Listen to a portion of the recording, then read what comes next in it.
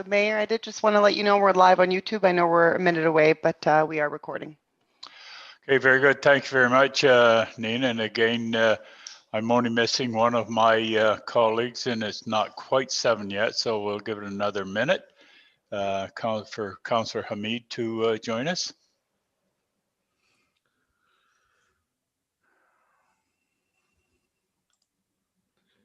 Everybody send him a text right now. Has everyone warned him about the poppy? So he knows not to join without it? He's out buying one right now. Okay.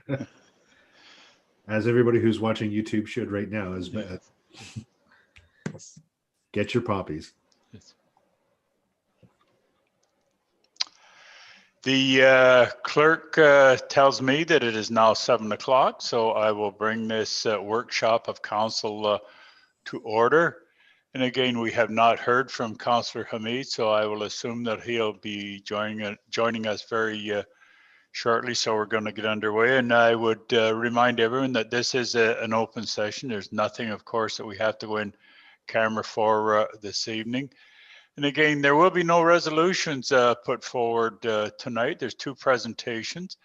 One deals with the development charges and the other deals with the fire department. And Glenn is going to be introducing the first to start with, and then Andrew's going to be introducing the second. That's the fire department portion of it. So those are the only two items that we will be dealing with tonight, and I know there's no amendments or anything else that I know I've checked with the clerk. So the only thing that we have to do now is find out if there's any disclosure by any member of council. I'm not seeing anyone's hand go up there, so Madam Clerk, I will assume that there is no disclosure. So with that, we'll get underway. The very first item is the development charges bylaw. And Gary Scanlon from Watson Associates Economics Limited will be in attendance to provide a presentation. But before that happens, Glenn, I'm going to get you to introduce this. And again, I know that you and I had a brief discussion earlier on today as to the importance of this, not only this evening, but as we move forward into the not too distant future. So Glenn, if you would, please. Great. Thank you, Mayor, and good evening, everyone. So the town has two development charge bylaws currently, and they're both set to expire in 2021 at the end of their 5-year limit, which is a legislative limit on development charge bylaws. So our process started back in the summer when council initiated this initiative, and there have been steps taken since that time to start making some progress with respect to it. And as council is also aware, it's been a changing landscape in legislation when it comes to growth financing for some time now, with respect to development charges and other new tools such as the community benefits charge.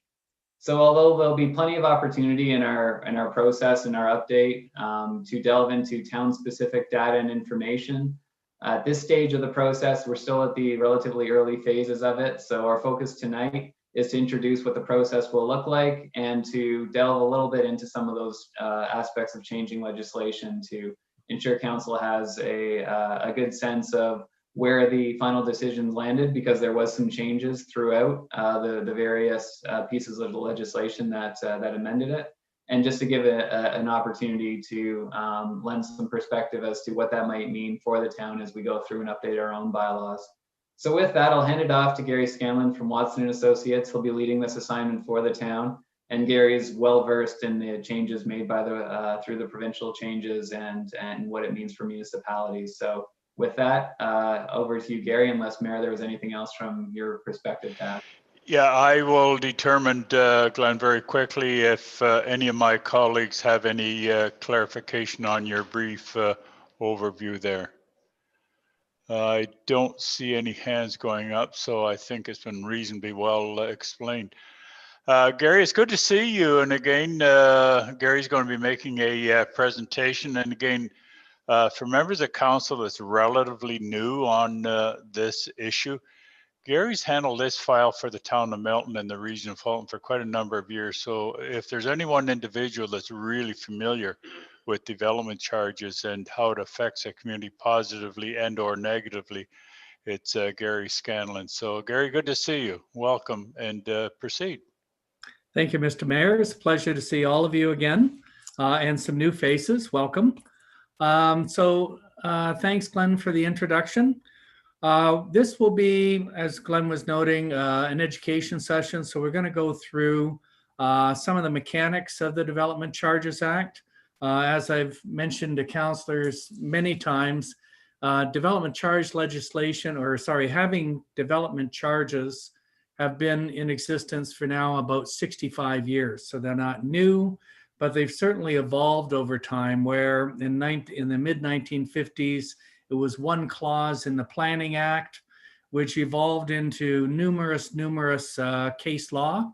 And my prior partner, Cam Watson, was the individual who did most of those cases. And that set the methodology really through those processes. And then in 1989, they weaved the first Development Charges Act together out of that legislation. So over time, we've gone through a number of different definitions and changes and exemptions, et cetera. So I'd like to bring you up to date on where we are today, and just go back over some of the very recent changes, because they will affect, in some cases positively and in some cases negatively, your ability to recover funds. So can I go to I think is it Nina or Greta that's doing it tonight? Greta? Hi, Gary, Nina here. So I have your slides on the screen. Just let me know when you're ready. Just wanted to make sure I'm talking to the right person. So please, Yeah. please move to the next slide. Thank you. So this is just, as I've noted, a bit of the overview on the individual topics. So I'll go over the DC, the methodology changes, and then talk a little bit about sustainable Halton, because we're going out to try and capture not only the historic husk lands, but to take a look at the broader outside those areas, the lands that will be coming on stream and their costs, and then just bring it to a closure. Mr. Mayor, through you, any council members, as I'm moving through, if you feel it appropriate to stop and ask a question, please do, because it's probably easier to answer it while that slides up rather than waiting until the end of the process. Next slide, please. Okay, just on that, Gary, we'll do that. And again, if I see a hand go up, and again, the technology is here, and the clerk will monitor if we see a hand that I can observe when you're going through this, and we'll stop it and get back to you. So thanks, Gary, for that. Perfect. Thank you, Mr. Mayor. So as Glenn was indicating, we've initiated a process going back several months ago, and we've been meeting with town staff, basically virtual meetings, and we've been looking to develop the growth forecast on which we'll base the calculations. We've been looking at different policies, and we've been identifying the capital infrastructure to support that growth. So as of today, you can see the highlighted in the lighter blue council workshop. And then subsequent to this, we will engage, as we have in the past, to have discussions with the stakeholders. They'd obviously be interested in seeing how the town will react to the changing legislation, and to see what the impacts are on the charges that they'll pay for. We get into March, and we'll be looking to release the background study at some point in the early spring, and then be before council prior to the bylaw basically reaching its end. Now, one thing I wanted to note, you'll see that there's a notation there, 60 days after release of the background study. Since the last time we were together and doing the development charge bylaw, it is mandatory that we have a minimum 60-day process. So when we release the background study that we'll prepare, council cannot consider that bylaw for a minimum of 60 days. So they've extended the public process. I guess the issue was having the ability to engage with the municipality the development community to engage in order to ascertain any questions or understand the proposal. So that is something that's new, and it just adds a little bit more timing to the process we'll be undertaking here. Next slide, please. And again. So development charges, as we've noted, they've been around for a long time. Their purpose is to recover infrastructure. So growth-related costs or costs, capital costs that are there to support new growth. And it can be both for residential and non-residential growth. The second bullet talks about the capital costs are in addition to what the developers would normally pay for as part of their subdivision. So within the four corners of the subdivision, things such as internal roads, sidewalks, street lights, at the regional level, water mains, sewers, etc. Though under the Act, they call those local services. And the Act allows the municipality to impose 100% those conditions for those assets to be constructed by the developer. So that's very localized costs that the developers will pay for 100%. Outside of the subdivisions, for the most part, at a broader level, that's where we get into the types of infrastructure that we'll consider in the development charge. So maybe arterial roads or active transportation, transit, arenas, etc. These are the types of costs that basically serve a broader benefit that we would include in the development charge. Now, I'll touch upon this a little bit as we go through, but this is an area that requires us, as a change that was introduced at the end of 2015 through Bill 73, we have to have a very strong local service policy. So it's very clear what the developer's responsibilities are and ourselves. And we have done that in the past. It's just that we'll be revisiting this to tighten it down, make sure that we don't have any potential cracks, that some things may, some of the costs may fall through. So the next slide, please. I said that we introduced the legislation in 1989, but there was a major overhaul in 1997. And for the most part, that's the one that we deal with now, that they've been modifying, tinkering with to make some changes. And the difference between the 89 Act, when it was first introduced, and then the one that we really have dealt with over the last 23 years is that they ended up introducing a number of service limitations. So we couldn't construct for all, we couldn't collect money for all services, where the 1989 Act allowed us to do it. They have to do these service standard restrictions, and I'll talk about what service standards are, mandatory reductions and mandatory exemptions. And then, as I say, as we move through, we had further changes through Bill 73, which was in 2015, and then Bill 108, 38, and 197. I'll come back to talk about what those different bills are, but it's easier to talk about the bills rather than express the very long titles that they attach to it. I see a question from Councillor Ali. Yes, there'll be this presentation will be made available to all council members. So, capital costs, basically, very simply, any cost that you would normally incur as part of constructing a project. So if we were going to build a new fire station, for example, you can acquire land, you can improve the land, which is basically putting the parking lot there or landscaping, etc. You could be constructing that fire station, but you maybe there's something existing that you could, modify and make into that particular fire station. So you could acquire it, you could potentially lease a building, construct it, and improve it. So the Act is to some extent broad and allowing you to get that facility or that service in many different ways. We can include equipment and rolling stock, so either the fire trucks or even the turnout gear for the firefighters are all things that we could include as a capital cost.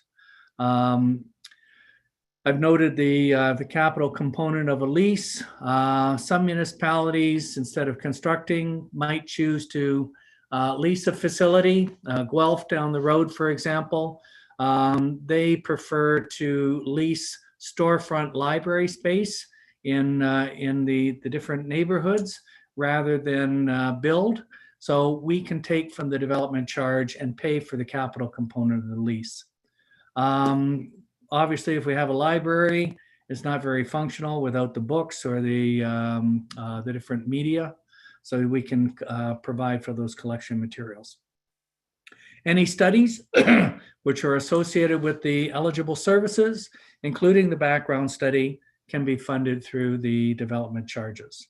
And then the last point just indicates if we haven't got the money in the reserve funds to construct the works, we can debenture, and you would make those debt payments, both principal and the interest can be paid for through the development charges.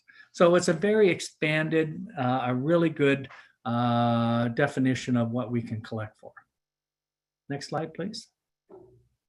There are a few limitations. So vehicles and equipment, we have to reach this test of the equipment lasting 7 years or longer. In the 1989 Act, there were instances where municipalities were collecting for hammers and saws and weed whippers and such.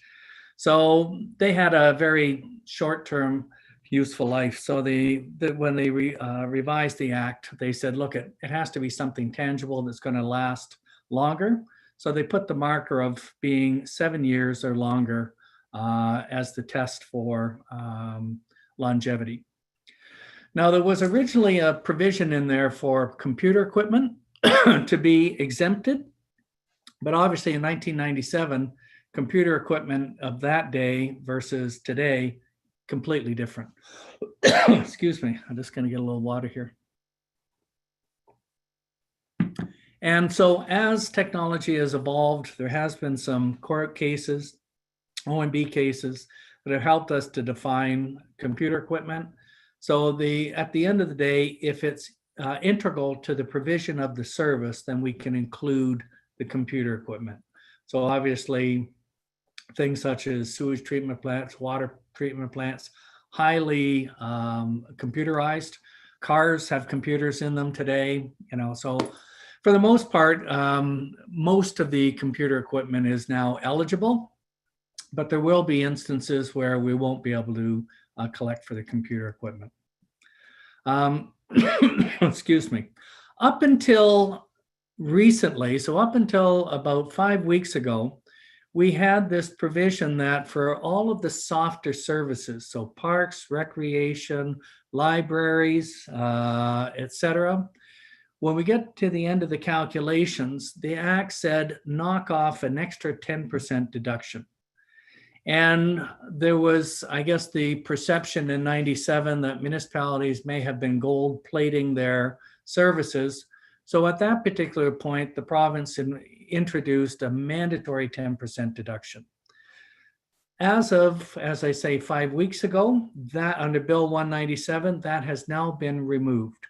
So where for your arenas, we can only historically pick up 90% of the cost, we can now include 100% of that cost. So that means there's more money coming to the municipality from the development community to fund the infrastructure.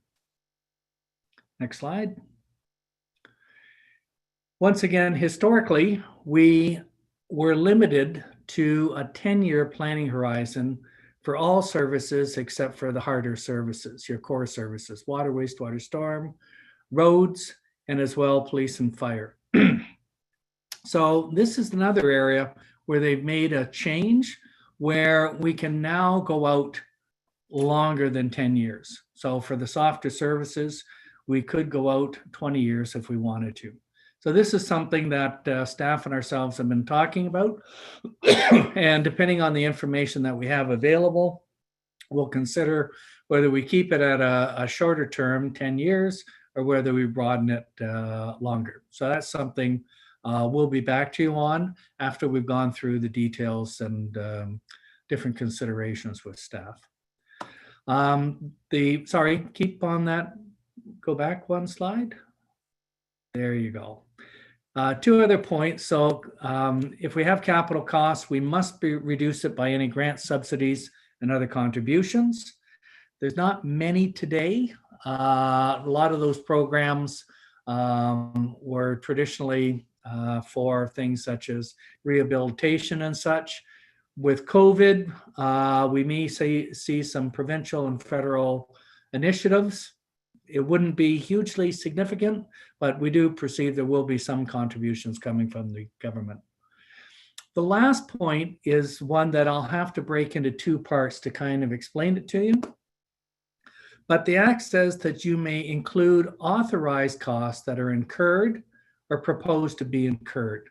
Now, what that says, most of the costs we're going to include are basically proposed. We're going to have a 10-year or 15-year planning horizon, and we'll look at what we need to construct or what we need to acquire into the future to accommodate the new growth. We can, in certain instances, provide for costs that have been incurred in the past.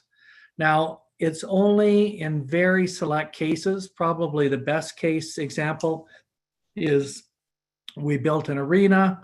We didn't have the money in the bank, so we debentured it. And even though that service is now in place and it's been open for 4 years, we still may have an extra 6 years worth of debt payments to pay. So we can take costs that haven't been fully funded but are in play and bring them into the calculations. So that's the first half. The second half says that it can be provided by you as a municipality or provided by others on your behalf. So for example, York Region, who don't have access to lake-based water, have purchased the water supply through Peel Region, because the big pipe Peel has goes all the way up into Caledon, and then York Region pays to have that water purchased, or the water capacity bought from Peel, so that they can service their growth in their municipality. So it can be provided by others. And even I used an example of renting a building. Somebody else can be providing the service, but we can use the DCs to pay for it as long as we have access to the service. So it's, once again, very broad on what we're able to do with the development charges. Next slide, please.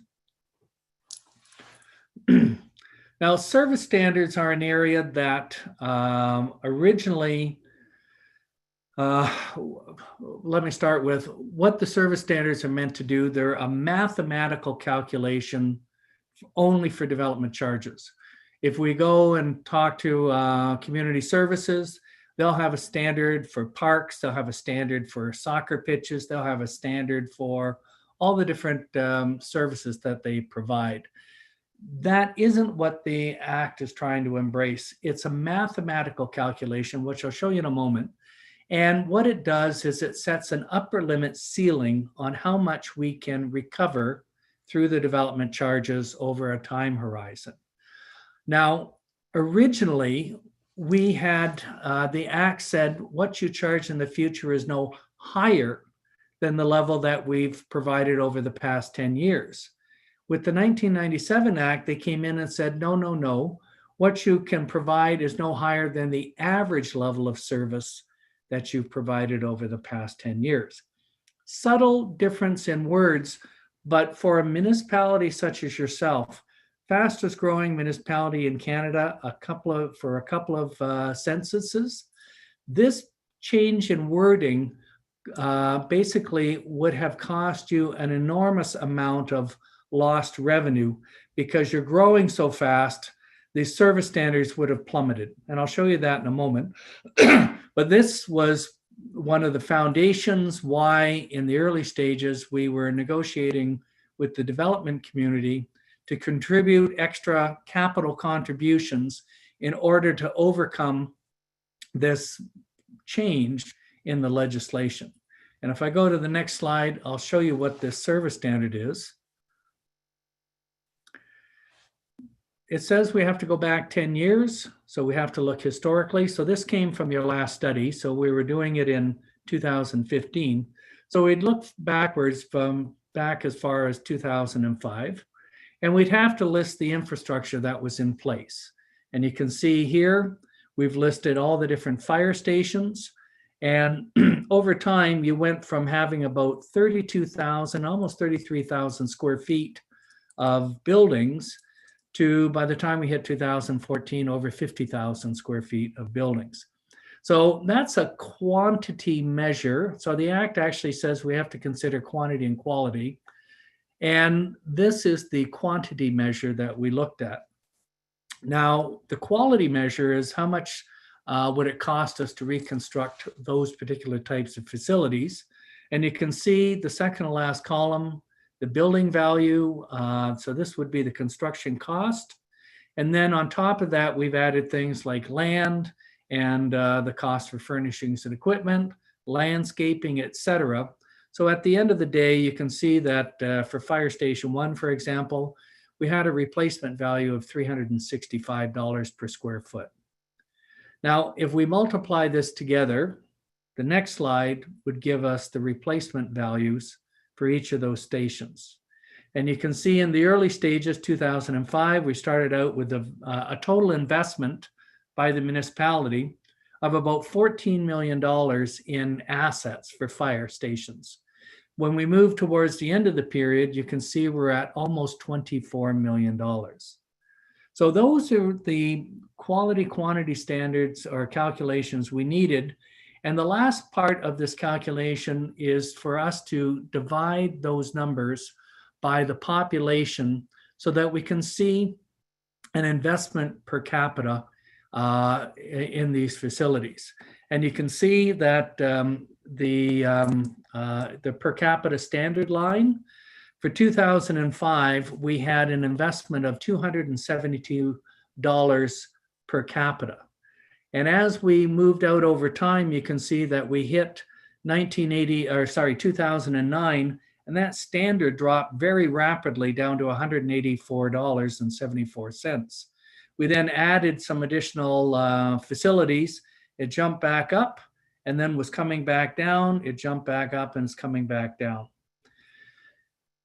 Historically, we would have used the $272 in the calculation. So the 1989 Act said no higher, what we charge the developers in the future is no higher than the highest level you've achieved. That would be the 272. But the 1997 Act said, no, now you have to average the last 10 years. And you can see that averaging that took us down to $236 per capita. So we've lost roughly about $40 per capita. And if you're going to grow by, let's say, 50,000 people times $40, that's a considerable amount of monetary loss that you wouldn't have available to build infrastructure. So this is the calculation that we have to do for all services except for water, wastewater, and storm. So just to deal with that, this is something we're dealing with staff currently. So we're collecting all the information, getting the service standards. This is normally the first area that the development community look at in order to test the reasonableness of our valuations and such. So I'll leave that there, but this is an important change because this considerably dropped a lot of revenue for the town. Next slide. When we go forward and when we come back next year with the background study, there are always choices that council need to make. The top oval talks about you as a council. As the municipality grows, that growth will activate the need for additional services. I have to expand roads, put in extra laneways. I've got to build additional arenas, get more parkland, etc. So it activates capital costs that have to be invested in order to accommodate the new growth. Now, development charges are not mandatory. Okay, there's just over 200, there's about 206 municipalities that impose development charges out of over 400 municipalities, so a little less than 50%. Now, you got to keep in mind that like 174 of those municipalities are in the north, and that's not necessarily the most buoyant economies for growth. But not all municipalities have development charges. But because we're trying to build infrastructure and there is a cost that you will incur, your choice is I collect as much as I can from development charges to pay for that infrastructure, or if I don't have a DC bylaw, then all of it goes on to your property tax payers. Or if you have different types of rates or drawing down from your reserves. So it's a very narrow choice with council. You either collect what you can through development charges, or it goes on to the existing taxpayer to, in essence, subsidize or pay for the growth-related costs. Next slide. Now, there's a lot more to the legislation and the case law. There's 150 case law pieces of case law, so these OMB hearings that we have to be mindful of. I've read all of them. It's been a very exciting read, I might add. So we've had to read all of that, and then we had to obviously interpret the legislation and the regulations. But in very simple terms, the methodology is identify the amount, type, and location. So we forecast forward and look at the amount of growth, both on the residential side, non-residential side. Then the Act says identify the servicing needs, and then with those needs, what does it translate into capital costs? Okay, so that's where some of the standards for parks and recreation, we need X number of acres of land per 1,000 people, or X number of ice surfaces per 20,000 people or whatever. That helps us with the servicing needs, and then we translate that into capital costs. And then once I have the capital costs, will there be any grants or subsidies or potentially other contributions? And if so, we'd make a deduction. Is there a benefit to the existing development? Now, this one has always been a challenge or a lot of discussion, and you'll probably hear some of that as we go through.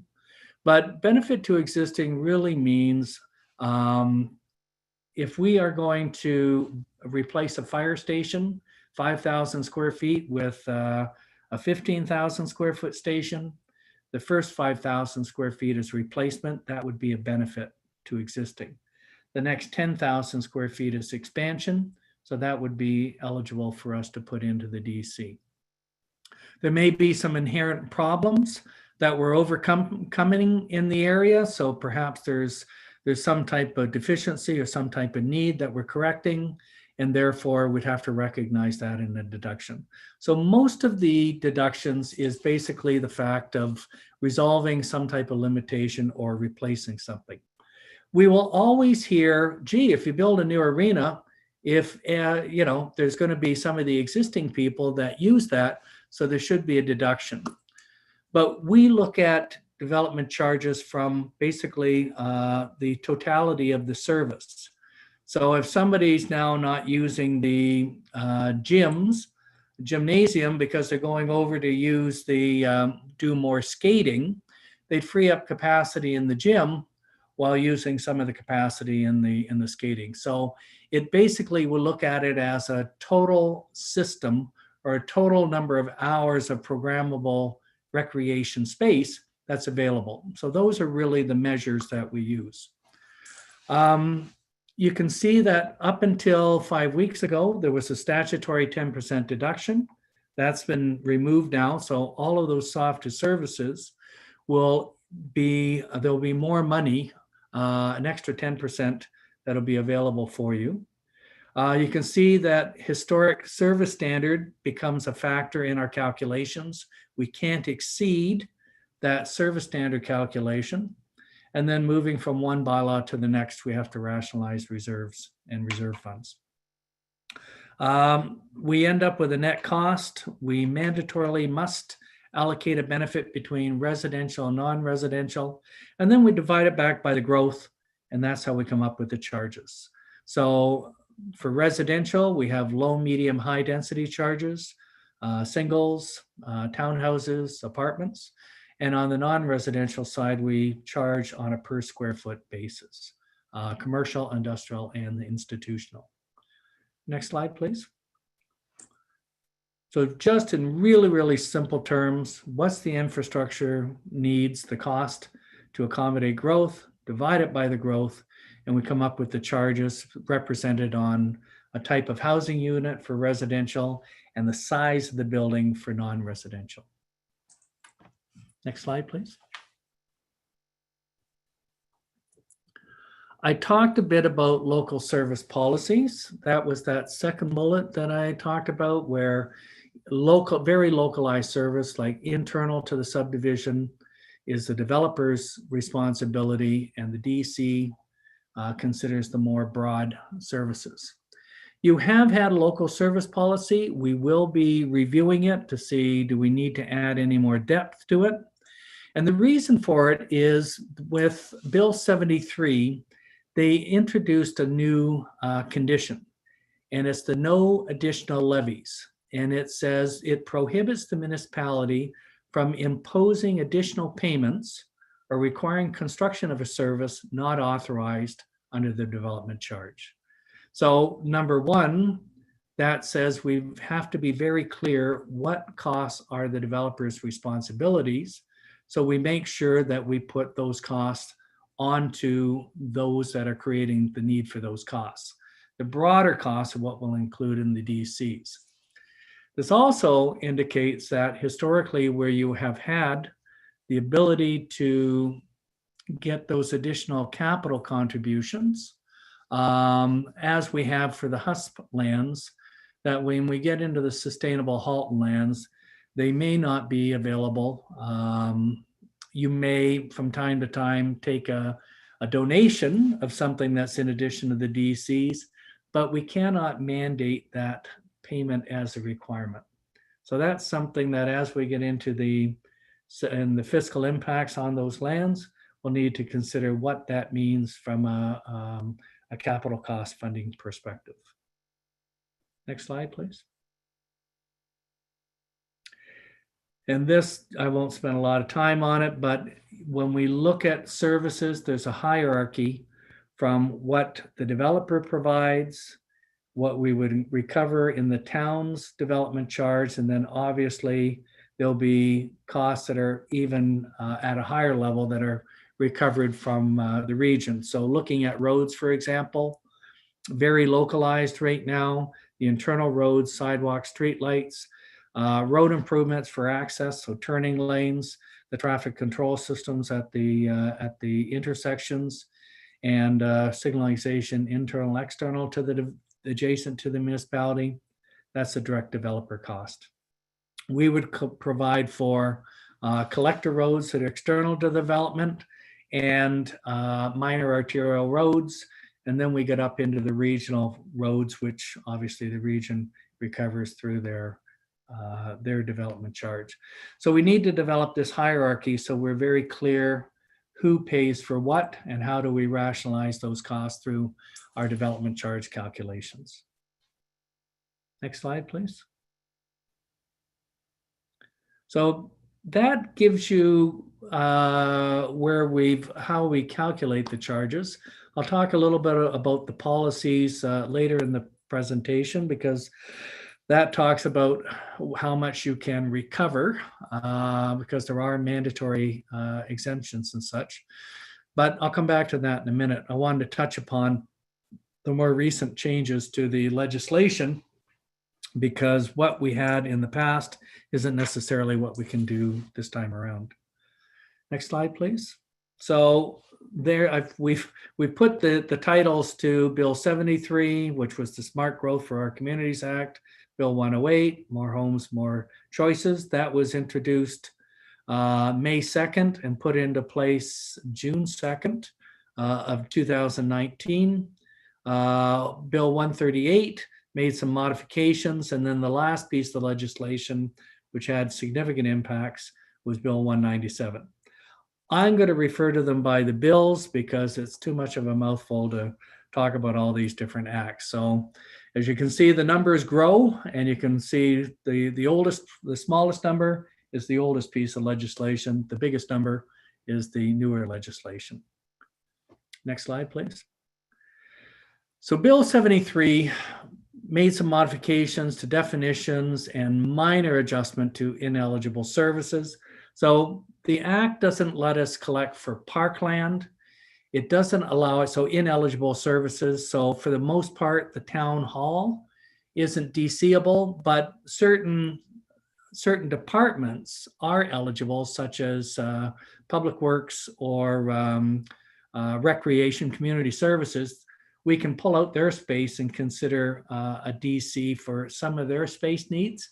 But, clerks, the CIO, the council, related facilities, finance, they're ineligible within the services.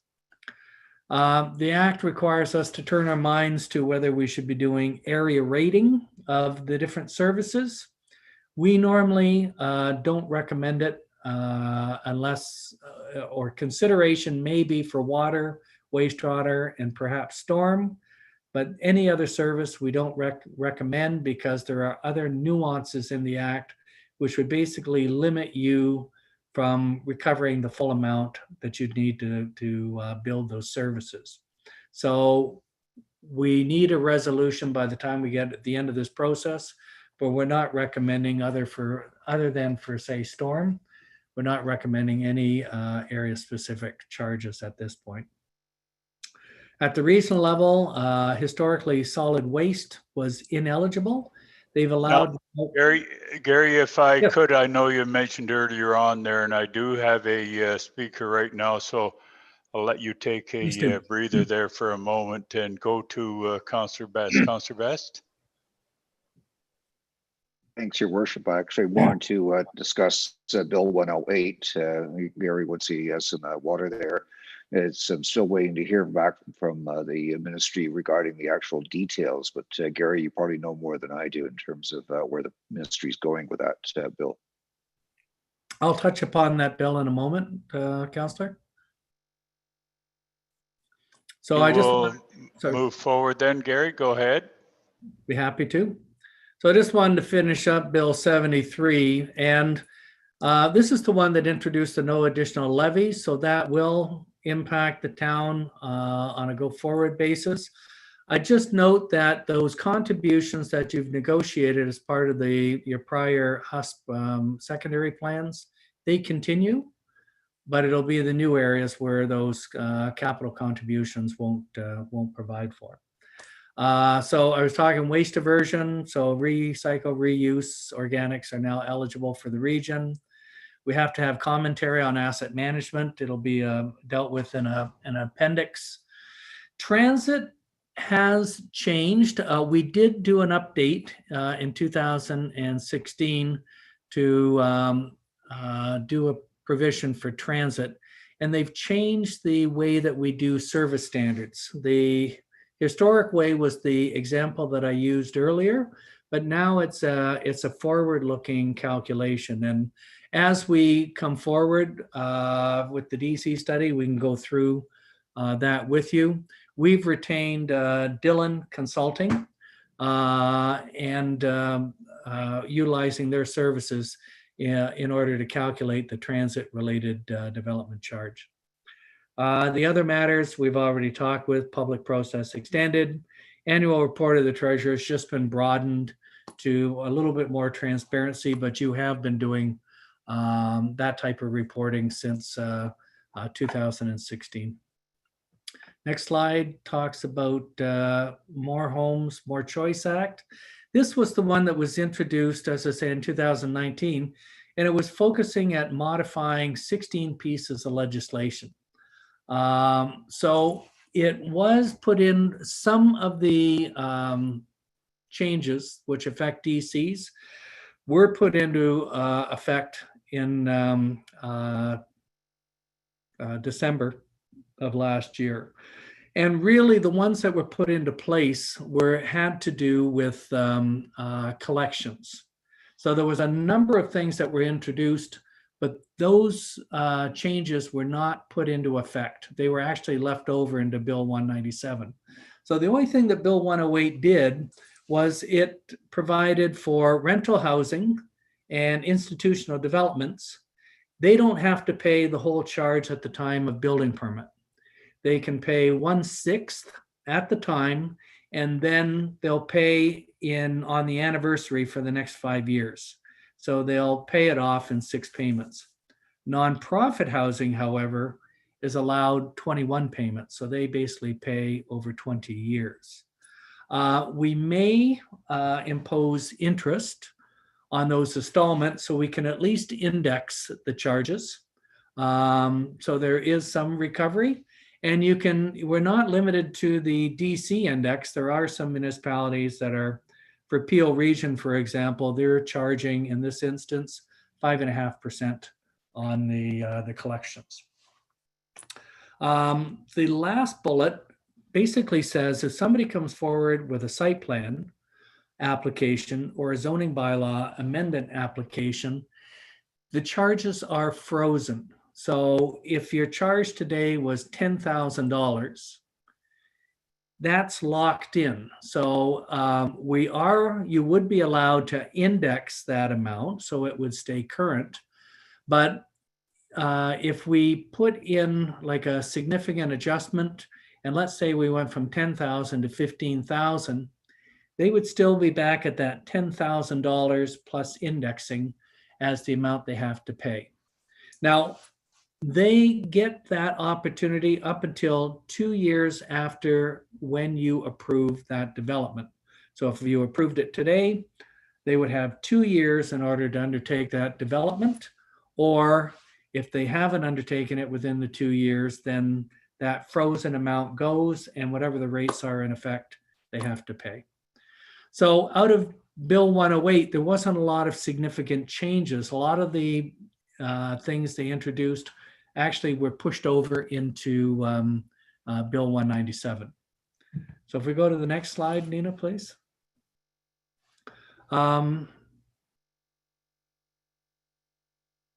So there were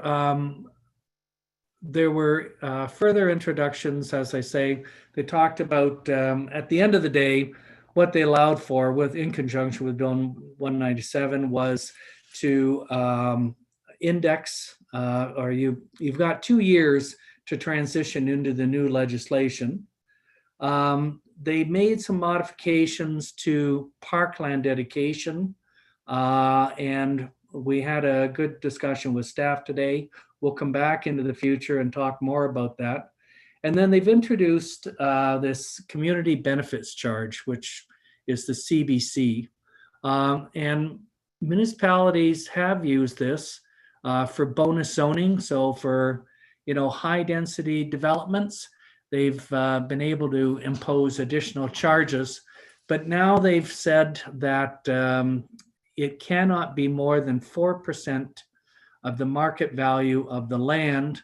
And that's only for buildings that are in excess of 5 stories and have a minimum 10 residential units. So this was an area, the CBC was a huge area of controversy in the discussions on changing legislation. And this now has come down to a very limited costing for the most part, because it's 4% of whatever the land value is. So if you got $1 million piece of land, the 4% translates into $40,000. So if you got $5 million, then it's 200,000. So it's not significant. But what is key about this is we can supplement things that you can't collect through the development charge and add in addition through these charges. Once again, this will be something that'll be discussed and explored probably past the time we complete the development charge, but you've got 2 years to consider it. Next slide, please. So Bill 138 won't spend much time, but basically what it did was originally the province had said that all commercial developments and industrial developments also had those 6 payments to make. But they've clawed that back and they've removed. So this bill just basically removed the ability for commercial industrial to pay over the 6 installments. Next slide.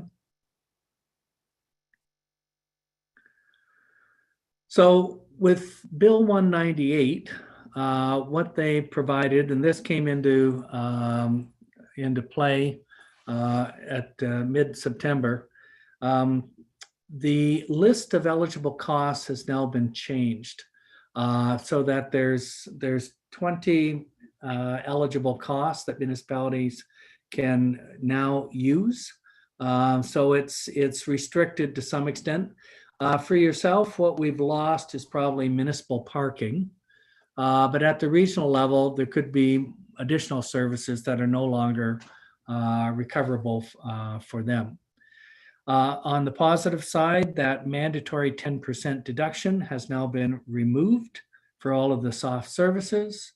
And the community benefit charge, it is eligible for the local municipalities, but the regions cannot use this community benefits. So the region will not have the ability to collect under the CBC.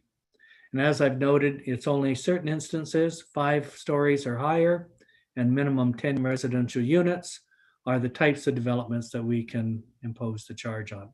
And we'll come back some point in the future to talk more about the CBC charge. Next slide, please. And one more.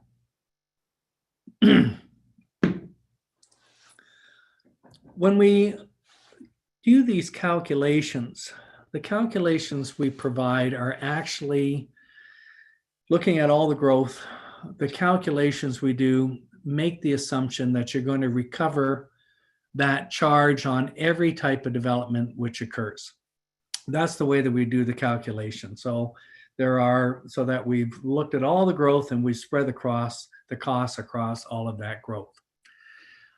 There are certain instances where the province says you may not collect money, and therefore you're going to have to, you're going to lose revenue, and you or the existing taxpayers are going to have to make up that shortfall. So the first item is industrial buildings. You can expand an existing building by up to 50% and not pay the charge. So if I've got a 100,000 square foot building, I can add an extra 50,000 square feet and they would not have to pay the charge. So this is limited, so you get basically a up to one time 50% expansion, and then it's used up for that particular building. So, but it is there, and in those instances, you lose the revenue. Obviously, the region will be building buildings. You cannot impose the charge on them. You can't impose the charge on school boards.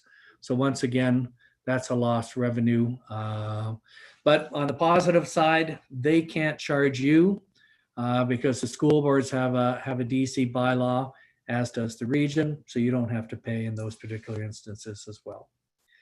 The third bullet talks about if I have an existing home, I can add up to 2 units in the single family home, as long as I don't more than double the size of the house. So I can add 2 apartments and not have to pay the charge, even though they're expanding the need for service. And if I'm in a medium density townhouse complex or I'm in an apartment, I can add 1 additional unit and once again, not have to pay the charge. Now those 3 bullets have been in place basically forever under the legislation. The last one has just been introduced with the new bill. So when you now build a new unit, so I build a single family home, I'm allowed to add 1 additional unit in that single or semi-detached or row dwelling, and I don't have to pay the charge. So I can put in a 2-bedroom in the basement of my single family home, and I don't have to pay the development charge. The alternative is for that single family home, I can put in an accessory unit. For example, maybe what was traditionally known as a granny flat. So I could build that. Once again, you're getting higher occupancy on that property, but no revenue. So this is a new introduction, and it's an area where municipalities could have a significant cost associated with these additional units. I know that my son was in Langley, BC, living there, and he actually lived in a basement apartment. And we calculated that probably in the range of 30% of that subdivision had these secondary units because it was allowed for in their official plan, et cetera. So in theory, over time, this may be a sizable loss of revenue for the municipality. So that's the mandatory. Discretionary is basically where you as a council may wish to provide further exemptions in certain instances. So you could reduce the charge wholly or partially for a class of development or a type of development. So a class would be industrial, a type would be place of worship, or maybe a bona fide farm. If the charge is going up considerably, you could phase the charges in over time. Once again, during that phase-in, any lost revenue in the phase-in would have to be funded by the municipality. And then Now, Gary, and again, if I could be so bold to interrupt you again there and give you a breather for a moment or two. One of my colleagues, Councillor Ali, has a question on some of your presentation. my pleasure. Go ahead. Your worship, through you, I have a question for Mr. Gary. My question is about the granny flat or the in-law suite or any other exemptions that are listed here. What if those are rented out? Would there be any charges applicable? A, B, the exemptions, and I see that there's places of worship listed here. In that case, what would be the procedure? Would it be voted upon in the council? Okay, so number one, your first question was, what if it's a rental unit? The exemption focuses in on the development charge bylaws focus in on, for the most part, built form. So the apartment is a built form and it's contained within, the larger unit. So whether it is rented or not, it would be mandatorily exempt. Okay. Your second question was, sorry, no, I've forgotten. Would you repeat it, please? I apologize. No problem. So I'm talking about the exemptions and I see places of worship. Yes. So those exemptions, should a municipality choose to exercise that, would it be something that would be brought to council and then voted upon with a majority to get approval, or is that something that could just be done through staff? No, you're absolutely right, Councillor. We would, through this process, we would seek your guidance on what you would like to have as a discretionary exemption. So there are exemptions that are more popular, but it's something that we're going to put it into the bylaw. So obviously you have to vote on it as a bylaw, but giving us guidance earlier on would help us frame the proper wording for it. Thank you so much. That answers my question. All right. If we go to the next slide, I think we summarized your existing exemptions. So, sorry, we didn't summarize it. I apologize for that. We will be, as part of this process unfolds, we will be coming back to take a look at the exemptions. I know for sure bona fide farms is exempted. So Any farm building would be exempt from, like a bona fide farm use, would be exempted from the charge. As well, I recall that places of worship was another one of your exemptions. And so as we come through, we will talk to you about the local service policy. We'll present that to you. We'll talk about your exemptions. We'll present the updated DC calculations. And then we'll look, as I say, we'll need a resolution on this area rating. But for the most part, we would only be recommending it for storm. Next slide, please. So just talking a little bit about sustainable Halton lands. We will be forecasting, next slide, please. We'll be forecasting out to embrace not only the residual lands that are within the what was originally called the HUSP lands, so the Sherwood, Bristol, and Boyne lands, but we'll also be taking a look at these additional areas. So we have the MEV area, Britannia secondary plan, and the Trafalgar Egerton secondary plans. So we'll be forecasting out, looking at the capital infrastructure needed to support those. We had gone through a process in 2017 doing a fiscal impact assessment. So we had identified at least at a higher level different needs. So we are revisiting those needs with staff. There'll be potentially refinements that arise from that. But we will be coming out with the capital list, hopefully to support the full growth in those areas. Obviously, we've been doing secondary plans since our analysis. There's been some master plan updates, so we'll have additional information on which to base our calculations. Next slide, please. And again, next slide, please. So these are the services we'll be considering in development charges. So administration is growth-related studies. So we have official plans and secondary plans. We have master plans. So under the growth studies, we'll be considering the recovery for all of those. Services related to a highway is basically anything within the road right-of-way, which would be your roads, your sidewalks or active transportation, different types of turning lanes, street lights, intersections. All of that is incorporated in that.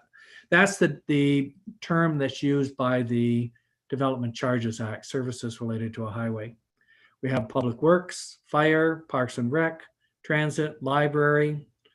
We have various agreements or costs that are incurred for each of the storm areas for Sherwood, Boyne, and Bristol.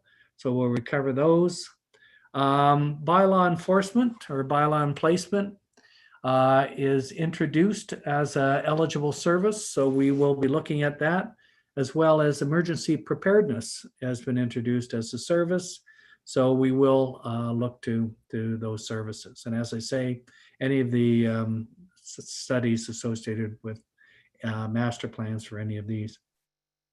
What we will consider into the future as well, but this is there's a requirement to do parkland plan, a park plan, and that translates into a parkland bylaw. And again, Gary, if I could interrupt to give you a breather for just a moment, I believe Councillor Best has a question. Councillor Best, go ahead.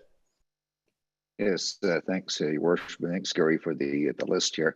Just regarding services related to a highway, one of the questions I'm getting, especially from residents on Ontario Street, is with the intensification along Ontario Street South, would noise walls be eligible as a development charge where there's new development causing extra noise? I know it's a detailed process, but is that something that can be considered? Absolutely.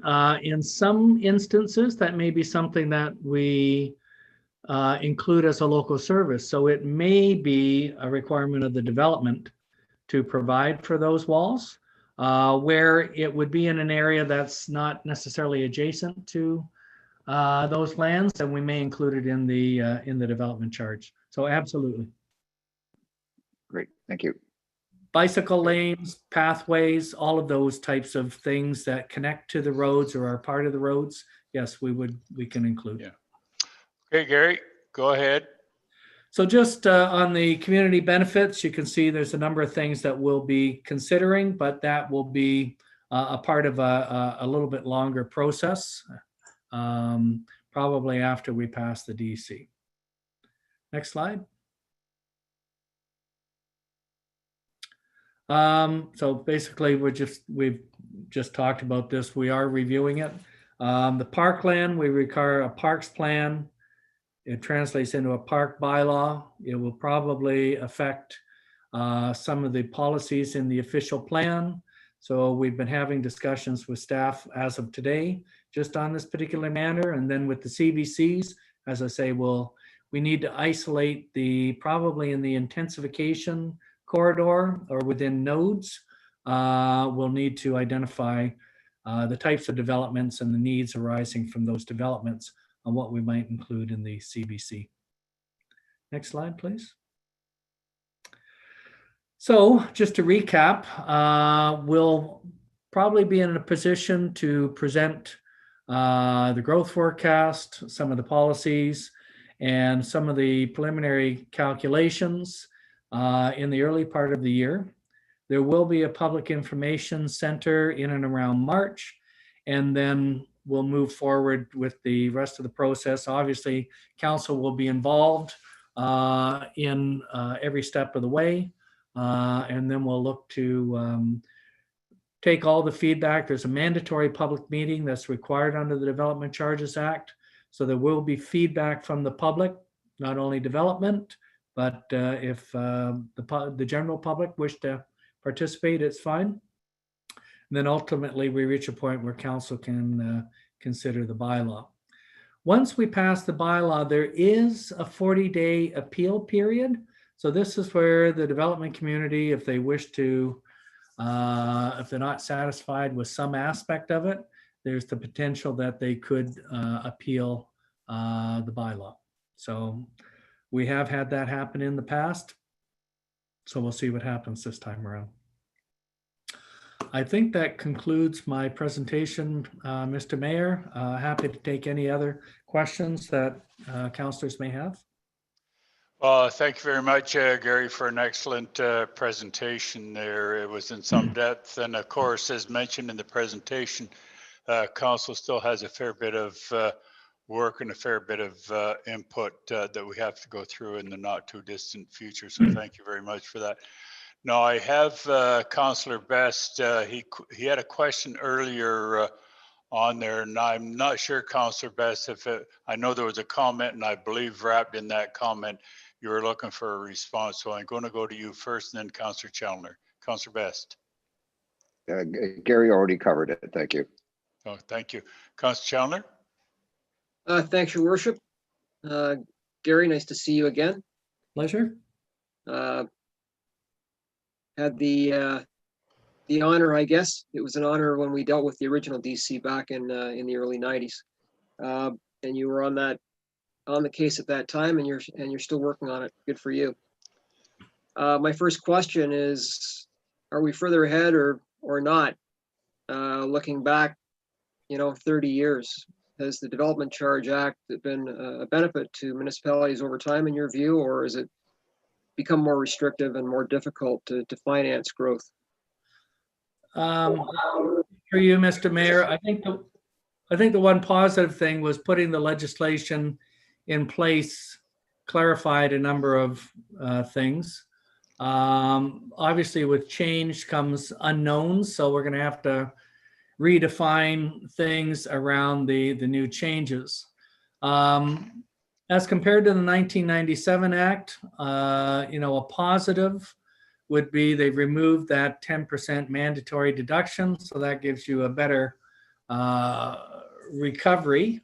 But obviously they've now exempted more developments and provided some limitations on your services. So I'll be able to answer that question better when we hit the end of this process, whether it translates into a net positive for you in collecting infrastructure, or it's causing you a net negative. But I think overall, having legislation, some guidance, put some, rules and regulation in place that everybody can follow. So that has been a positive since 1989. Thanks, Your Worship, and thanks, Gary. I had a couple questions for Glenn, Your Worship, if you don't mind. Sure. Well, yeah, I think that's appropriate. Certainly. Go ahead, Councillor Challoner, to Glenn. Thank you. Glenn, have you had the opportunity to make Gary aware of the issues that council has raised with respect to development charges since the last DC Act was approved by council? We have touched on several topics when it comes to the policy side of the bylaw and things that we'll be looking at there and bringing to council as options.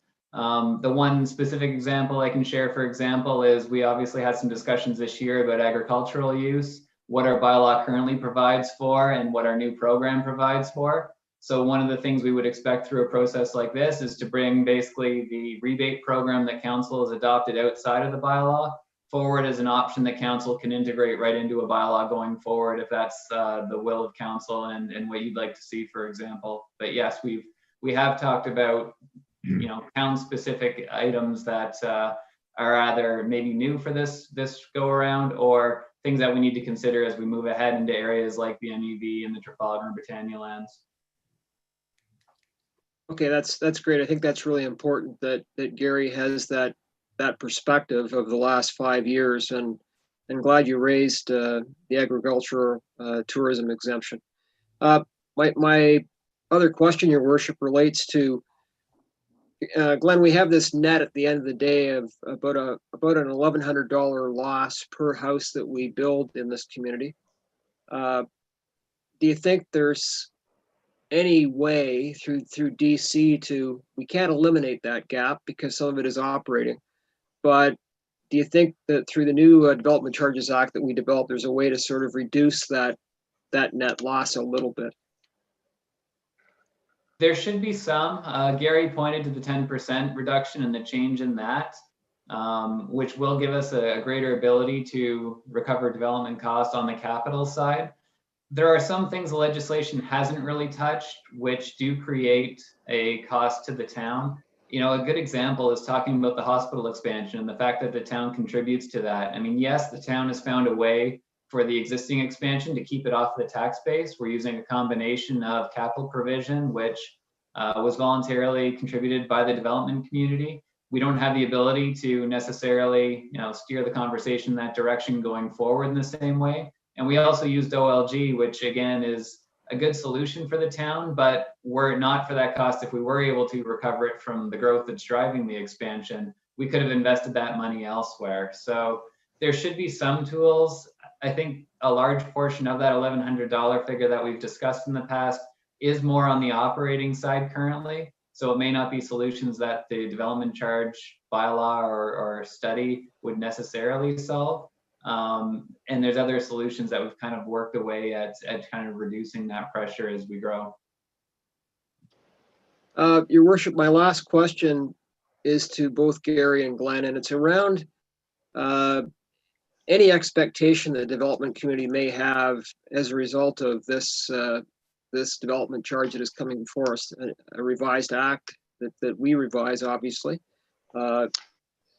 Is there anything in particular you think that may be of interest to them that we need to be aware of at this point? We're going to hear it, I guess, eventually. They'll come through the public meeting process to share their views, but is there anything in particular that you see at this point? Gary, you might want to go first, and then Glenn. Well, through you, Mr. Mayor, I mean, there's I don't know if there's anything new other than what I know going through the secondary plan process, there will be, some issues on the local service policy. So, in these more dense core nodes, we're going to have to refine what the responsibilities of those high density are. And so there may be some interesting perspectives on what is their local service cost versus what they would expect for us to include in the development charge. So I would expect that as a key area. Obviously, there's always a discussion on the projects that we include and whether they perceive they benefit from them or not. That's always a discussion that we have. But I think probably the local service policy, what services will provide directly to those developments. I think we're into a different type of secondary plan. So I think that's where I perceive a lot of the discussion.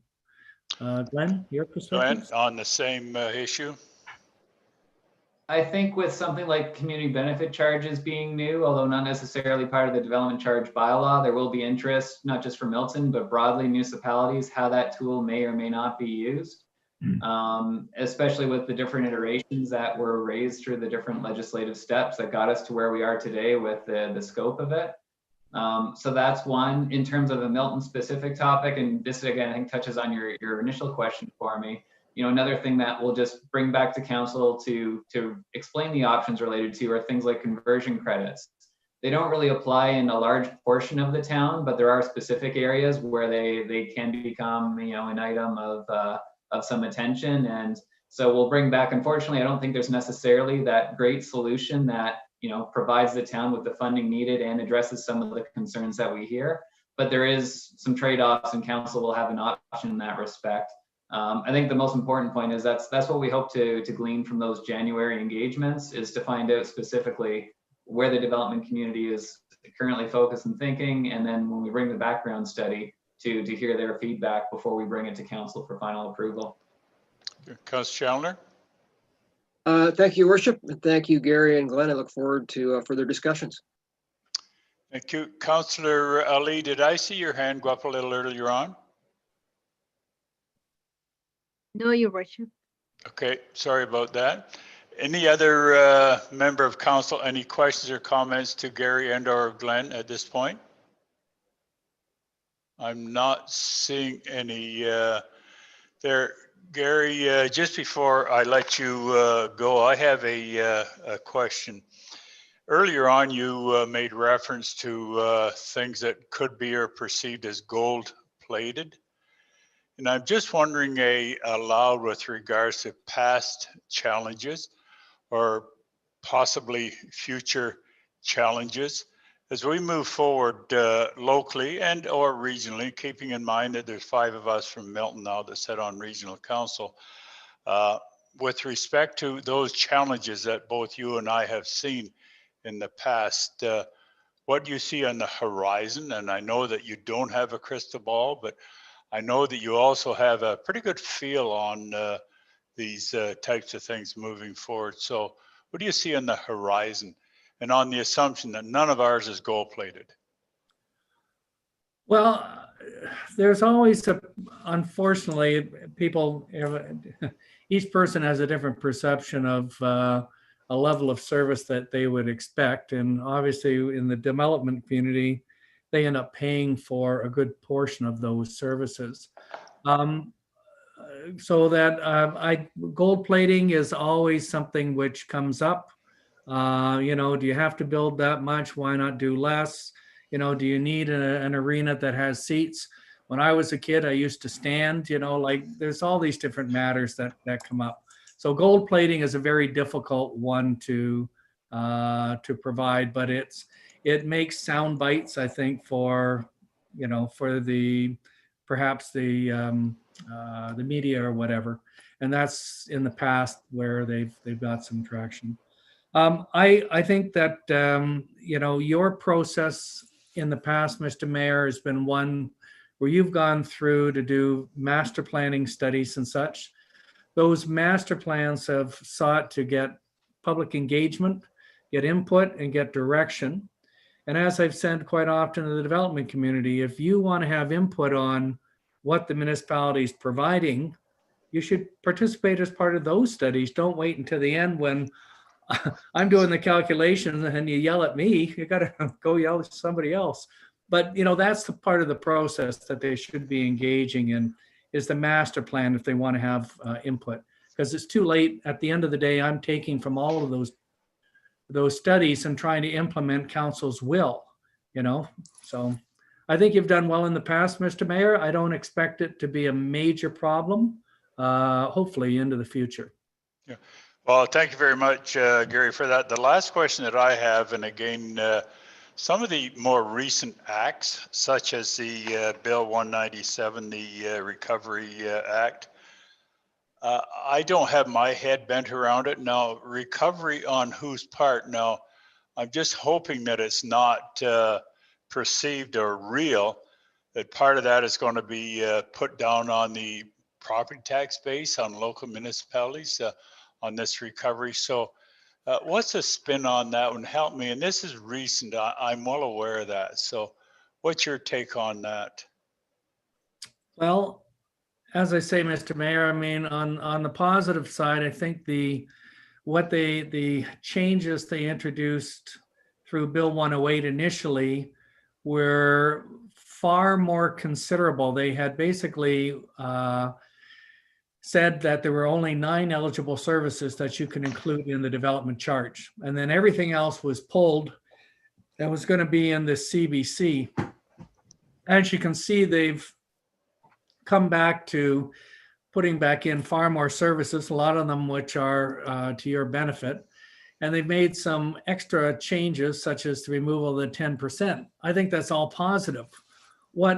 Honestly, what really worries me is the this extra unit, and there's the loss of revenue at the local level. But when I put my regional hat on, because I work on their behalf as well, when we've done this allocation program and developers have prepaid for all of these different units,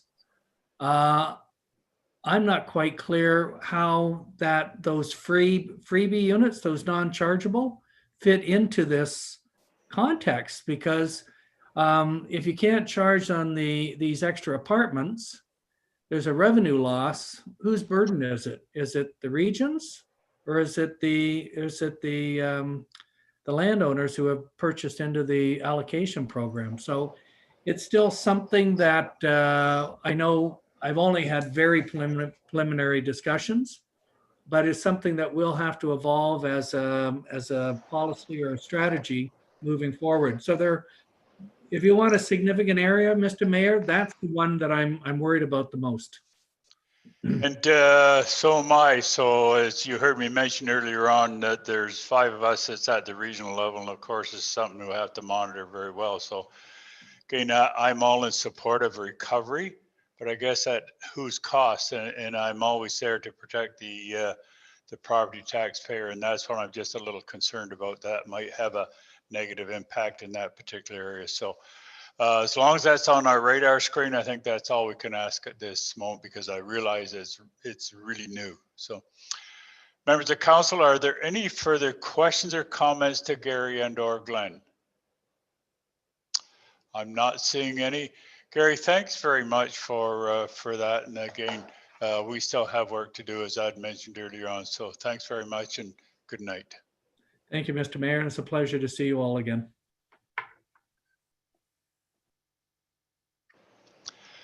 Very good. And again, as I mentioned earlier on, there's only 2 items on our agenda this evening, and the next deals with the Milton Fire Department and service levels. And again, I mentioned earlier on that our CEO Andrew is going to be introducing this, and then Fire Chief Gatto is in the wings waiting to come on. So Andrew, if you'd introduce this, please. Thank you, Mr. Mayor. Members of council, Chief Gatto is now our new fire chief, and he's been in place since August 17th. So he's already had almost 3 months on the job to get to know everybody and how things are working. And so it's a pleasure to bring him here before you and share some of his knowledge at this point. He has 30 years of experience with the fire service in Brampton, so he's well prepared to bring an experienced eye to our fire service and to give us a look at it through his eyes. So tonight he'll be providing his observations and presenting to you his thoughts as a precursor to the development of a new fire services master plan in 2021. And I think you'll find what the new chief has to say both informative and interesting. So I welcome Chief Gatto to council. Thank you. And, great big welcome, Chief, and good to see you. Please proceed. Thank you very much. So I think Nina's going to load up the slide deck. And okay, we'll start. So first of all, Mayor Krantz and members of council, I'd like to thank you for allowing me to present tonight. This presentation is based on my initial views as the CAO mentioned of the fire department in my new position. The plan is to have a more in-depth master plan presented to council with a community risk assessment in Q2 of 2021. As mentioned before, the goal of this presentation is to inform council of the current state of the fire service. This is an information only presentation. There's no decisions to be made tonight.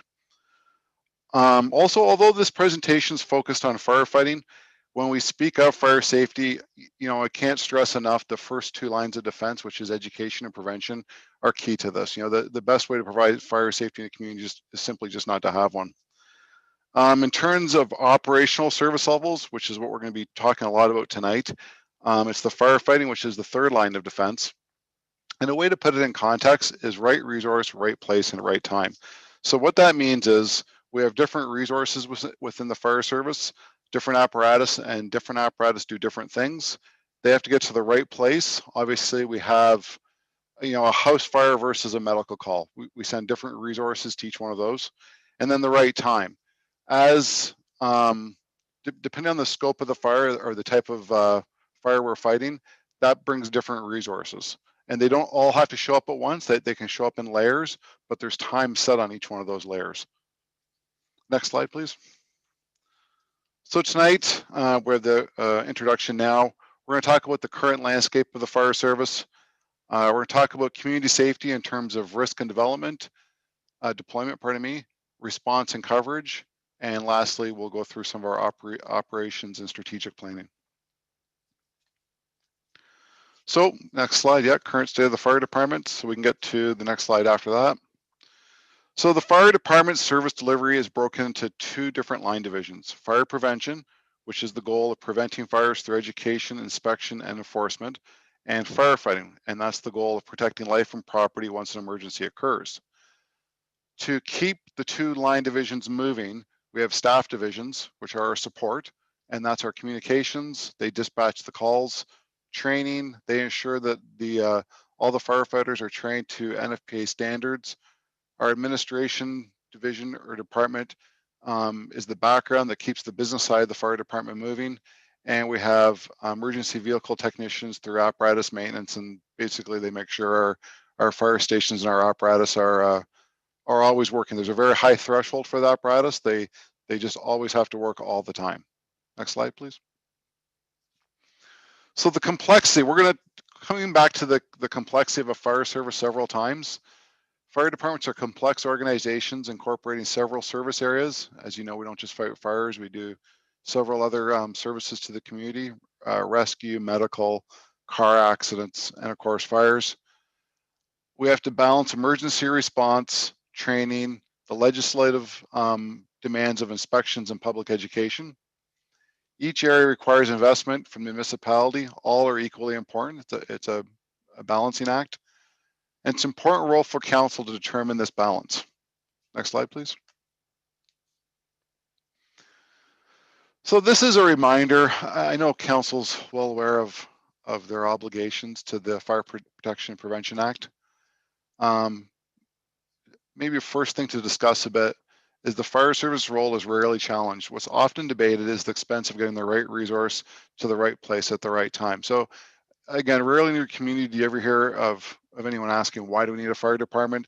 It's that balancing act of trying to get those three together at an expense that we can all afford.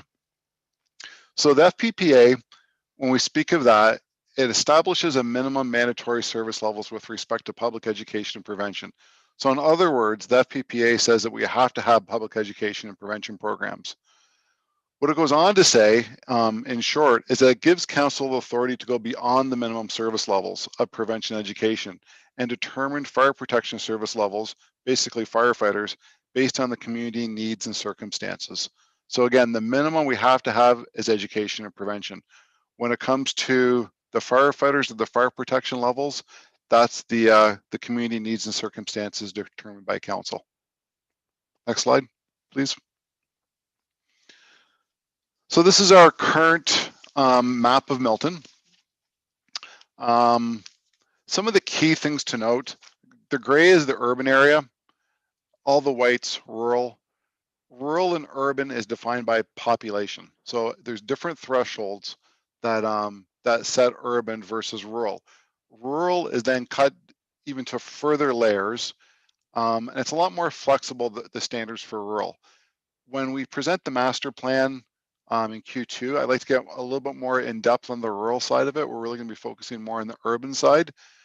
But the really key thing I wanted to show you, and it's everything, it's what you all know, but just to kind of make everyone aware, is that Station 2 and Station 1, the connection between them.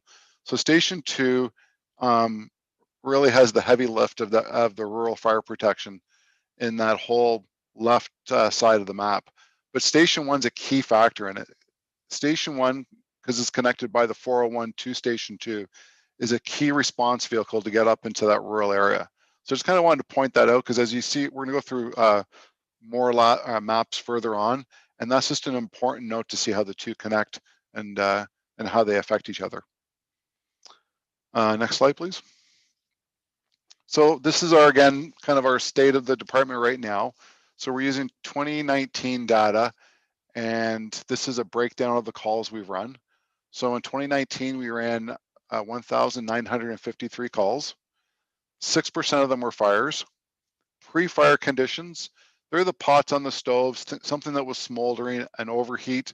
It never actually hit ignition temperature or ignition, but it was smoldering. Those are 4% of our calls. Uncontrolled burning, that's open burning, burning leaves, having a backyard fire where obviously you're not supposed to against the bylaw. Anything like that where it's an uncontrolled burn outdoors, that was 3% of our calls. False alarms were 30% of our calls, and all four aspects of false alarms are captured here. Accidental false alarm, a malfunctioning system, a malice false alarm, or perceived false alarm. Having 30% false alarms is high. That's a very high number. Anecdotally, I would expect that to be around 10% of our calls. And what we're going to be looking for in 2021 is we're going to be looking at our bylaws. We're going to be waiving, right now we have multiple warnings. We're going to be waiving the second warning and getting to the point where we can give penalties sooner and hopefully make them more preventable, and then try to get that number down. And I think I have a question from Councillor Durskin. Is that correct? Yeah, hi, thank you, Chief. Yep. Just on the false fire calls, recognizing that it's quite high, and I don't know if you can answer this question tonight, but or in your upcoming master plan, is there going to be a number? Like, do we know how much that's costing us in lost expense for these false calls? And do they get recovered? Yes, we can charge after 3 false alarms. It's hard to, where I'll agree with you is it's a complete waste of money. Like there's no return on a false alarm. It just takes our apparatus out of service with no return. So we've never quantified the exact cost. We could, but regardless, we just know there's no return on it. So it's something we really have to monitor. Now there is a return in the sense that after 3 false alarms, we start billing the person having the false alarm. And there is a revenue to that. Not revenue, but we do intake for that. But we do want to get rid of that second waiver and get to the penalty sooner, and hopefully that'll act as a deterrent and drop those false alarms down, because they are too high.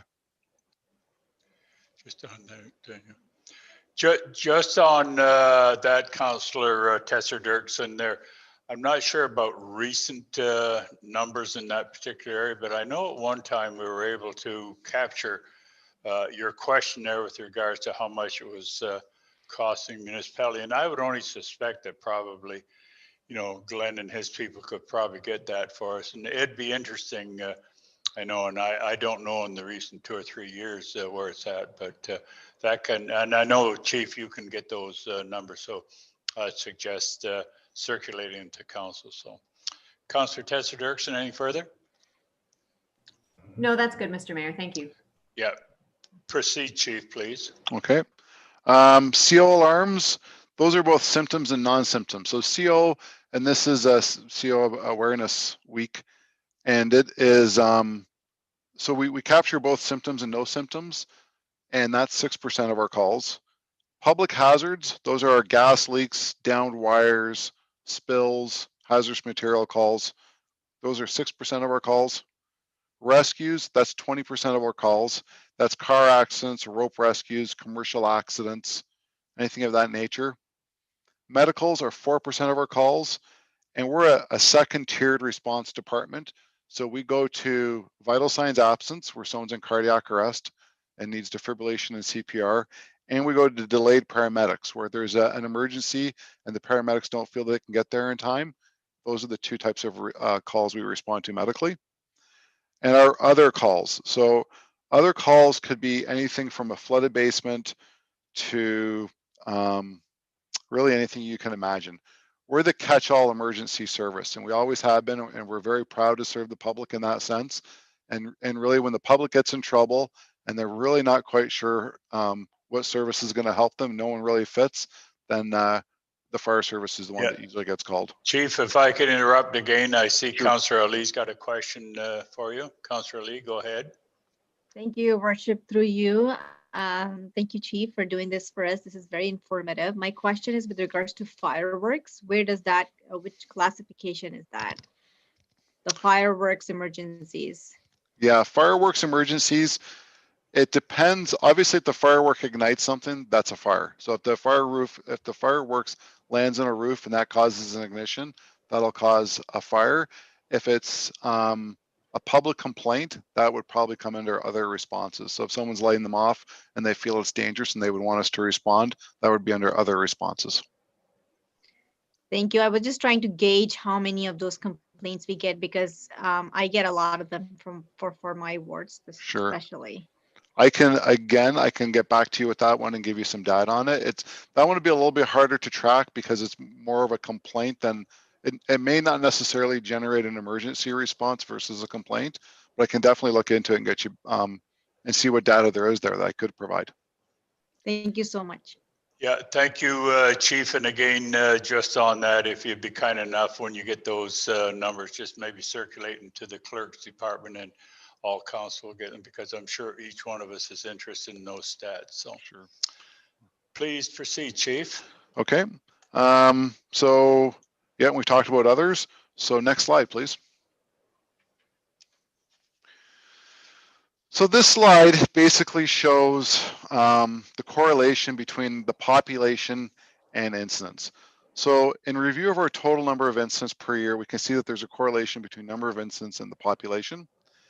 Another key, so Matt, we talked about key complexities. This is one of the key complexities of the fire service, is that the growth is uncontrollable and it creates a risk.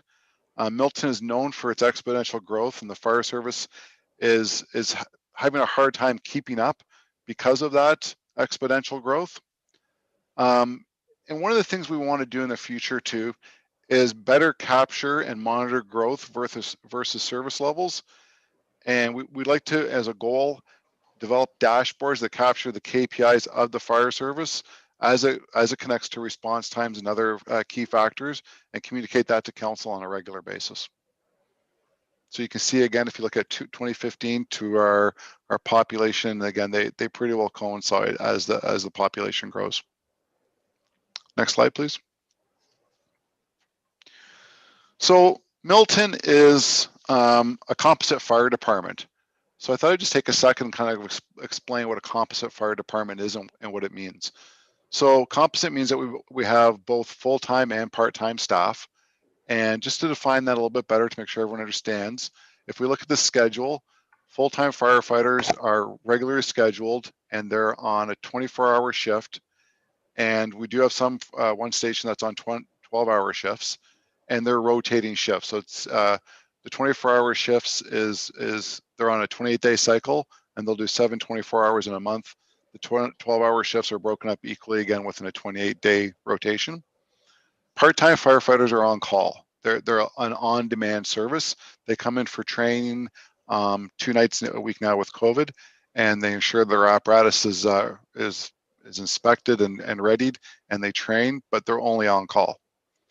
When it comes to pay, we pay our full-time firefighters on a salary versus part-time or hourly.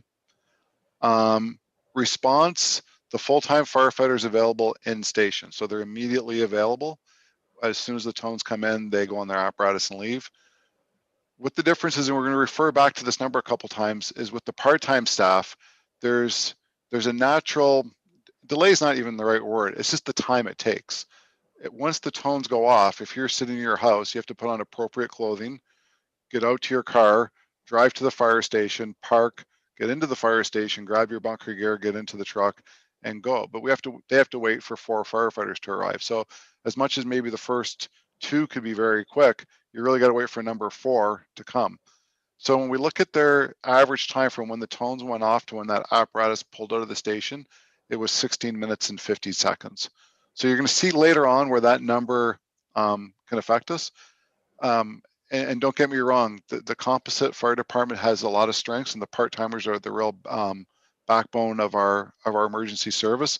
But there's back to key complexities. There's a complexity of that 16 minutes that you're going to see later on. So if we look at our complement for the fire service, we have 50 suppression firefighters, 20 firefighters per station for 24/7 coverages, and that's for station 3 or 4 and 4. You'll see this in maps later on. And then we have 10 firefighters per station for 12 hours, 7 days a week in station 1. So station 1 has daytime coverage, more in short. And then on the part-time side, we have 65 suppression firefighters divided between the 4 stations. Next slide, please. So that's the people. Now I just want to take a second and talk about the resources. And this is just going to give you a little bit of background as we get further in. We talk about first due units and depth of response. So the apparatus on your left is a pumper, and it's a first due unit. And that is, a pumper is assigned to every area within the city. So it's the first due response. It's kind of the, I'm not going to say jack of all trade, but it has enough to start off all emergencies. It's got your medical equipment, it's got your rescue equipment, it's got hose to fight fires, it can pump water, it carries water. It is that all-encompassing emergency service vehicle that it's got ground ladders, thermal imaging cameras. It's the back, not the backbone, but it's the real foundation of what we're going to be building on. Once that first due unit comes, we're going to talk about this a bit more. Then we have support units, and one of the requirements that we have to have is an elevating device. So on the right, you'll see it's a platform truck or an aerial device. There's 3 of those in the town as well. Next slide, please. And then we have rescue units on the left. They carry the various one-off tools that we need for special rescue circumstances, the rope rescues, it could be confined space. Any specialized rescue is on that truck. And then there's various other support units on the department, from grass fire trucks to grass fire ATVs, tankers for when we're in the rural areas. There's a wide variety of different units. Next slide, please. So now we're entering the risk and deployment phase of our presentation. Next slide again. So now we're going to talk about risk, and we're going to talk about the speed of fire. And just to give you a bit of background, things have changed in the newer homes versus the construction. Oh, can you press pause in the video, please? Sorry. Just want to give a bit of background before the video starts. So, so as construction's changed to lightweight construction, and we've turned to more synthetics versus natural materials in the interiors of our home, things have sped up fires dramatically. So a little bit of the background is today's house fires burn 8 times faster and produce 200 times the amount of smoke that a fire would have done 50 years ago. The average home size has increased 56% since the 1970s.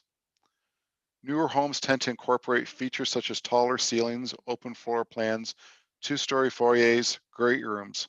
All these features remove compartmentation, add volume, and contribute to rapid smoke and fire spread. Larger homes have more air available to grow and sustain the fire. Modern fires convert from room and content fires to structure fires quickly due to the failure of the modern building components. And you'll see that in this video once we get to it. The next part's important too. Modern construction materials are lightweight than the traditional materials and have a shorter time to structure or collapse. So the newer homes now have an engineered wood I-joist. So it's an engineered joist. So it's laminate wood that's pressed between 2 other pieces of wood. In the 50s, they used to use 2x10 lumber that would have been put together to make a beam. The new pressed wood joists on unprotected burns will fail in 6 minutes, while the 2x10 stapled together would have gone 18.5 minutes before they would have collapsed. Over time, home contents have transitioned from being comprised mostly of natural materials to synthetic materials, and that's really going to get captured here in this video. The legacy sofa made of cotton and wood has a peak release of 370 kilowatts at a little over 15 minutes. So that's going to be the one on the left. You're going to watch that versus the modern sofa with polyfin fabrics and other plastics. It has a peak heat release of almost 2,000 kilowatts at 4.5 minutes.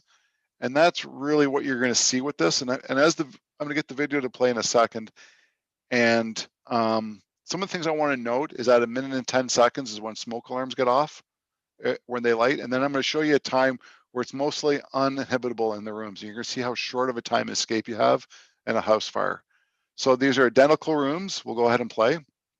They're being lit in the exact same way. They're the same size. I believe they're 12 by 12 rooms. You'll see how the natural fire looks like it's going to catch more, and you'll see what happens next. The other thing to note too is that the smoke is going to ventilate out the front. For the sake of the picture, it's open air, so you'll see the smoke kind of roll out the front. But in a home, that's not going to happen. So there's a point where that smoke actually wouldn't have rolled out the front like you're going to see. It actually would have dropped to the ceiling, and it would have made the room even more habitable. So you're seeing we're at 2 minutes and 20 seconds. So a minute, the smoke alarms wouldn't have went off. We're at 2:30, and very shortly, at around 3 minutes-ish, I would suggest around now that room is uninhabitable. Probably the bottom floor temperature is about 300 or 400 degrees, and it's definitely not inhabitable now. You have to be in structural bunker gear to be in there with the breathing apparatus. And now what happens with the flashover is all the contents in the smoke reach its ignition temperature at the same time, which is about to occur right now. And there it goes. So now it's flashing over. Firefighting gear or not, that's an uninhabitable room. Now the natural burn, this is what we would have seen 50 years ago or 30 years ago. It's a slower, more sustained burn with a lot less smoke.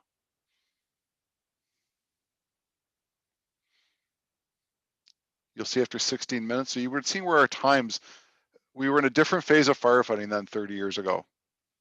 We had different equipment, we could penetrate deeper because this is more the fire that we were getting into.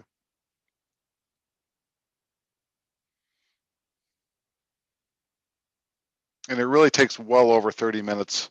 It's 34 minutes anywhere. They've done repeated tests, and it's, well, you can see right here. So on the repeated tests, it's anywhere between 3 minutes and 30 seconds to 4 minutes and 45 for flashover for the synthetic burn, and the natural is anywhere from 29 minutes and 30 seconds to 34 minutes and 15 seconds. So that's to give you context on the speed of fire and risk. So when we go back to risk now, this is what we're going to be kind of basing it on. If we go to the next slide. And now we can see, if we put this on a chart and we add response time to it, you can see where our goals are going to start to come to. When we set up a fire department response goals, we're going to be basing it kind of on this science and this data.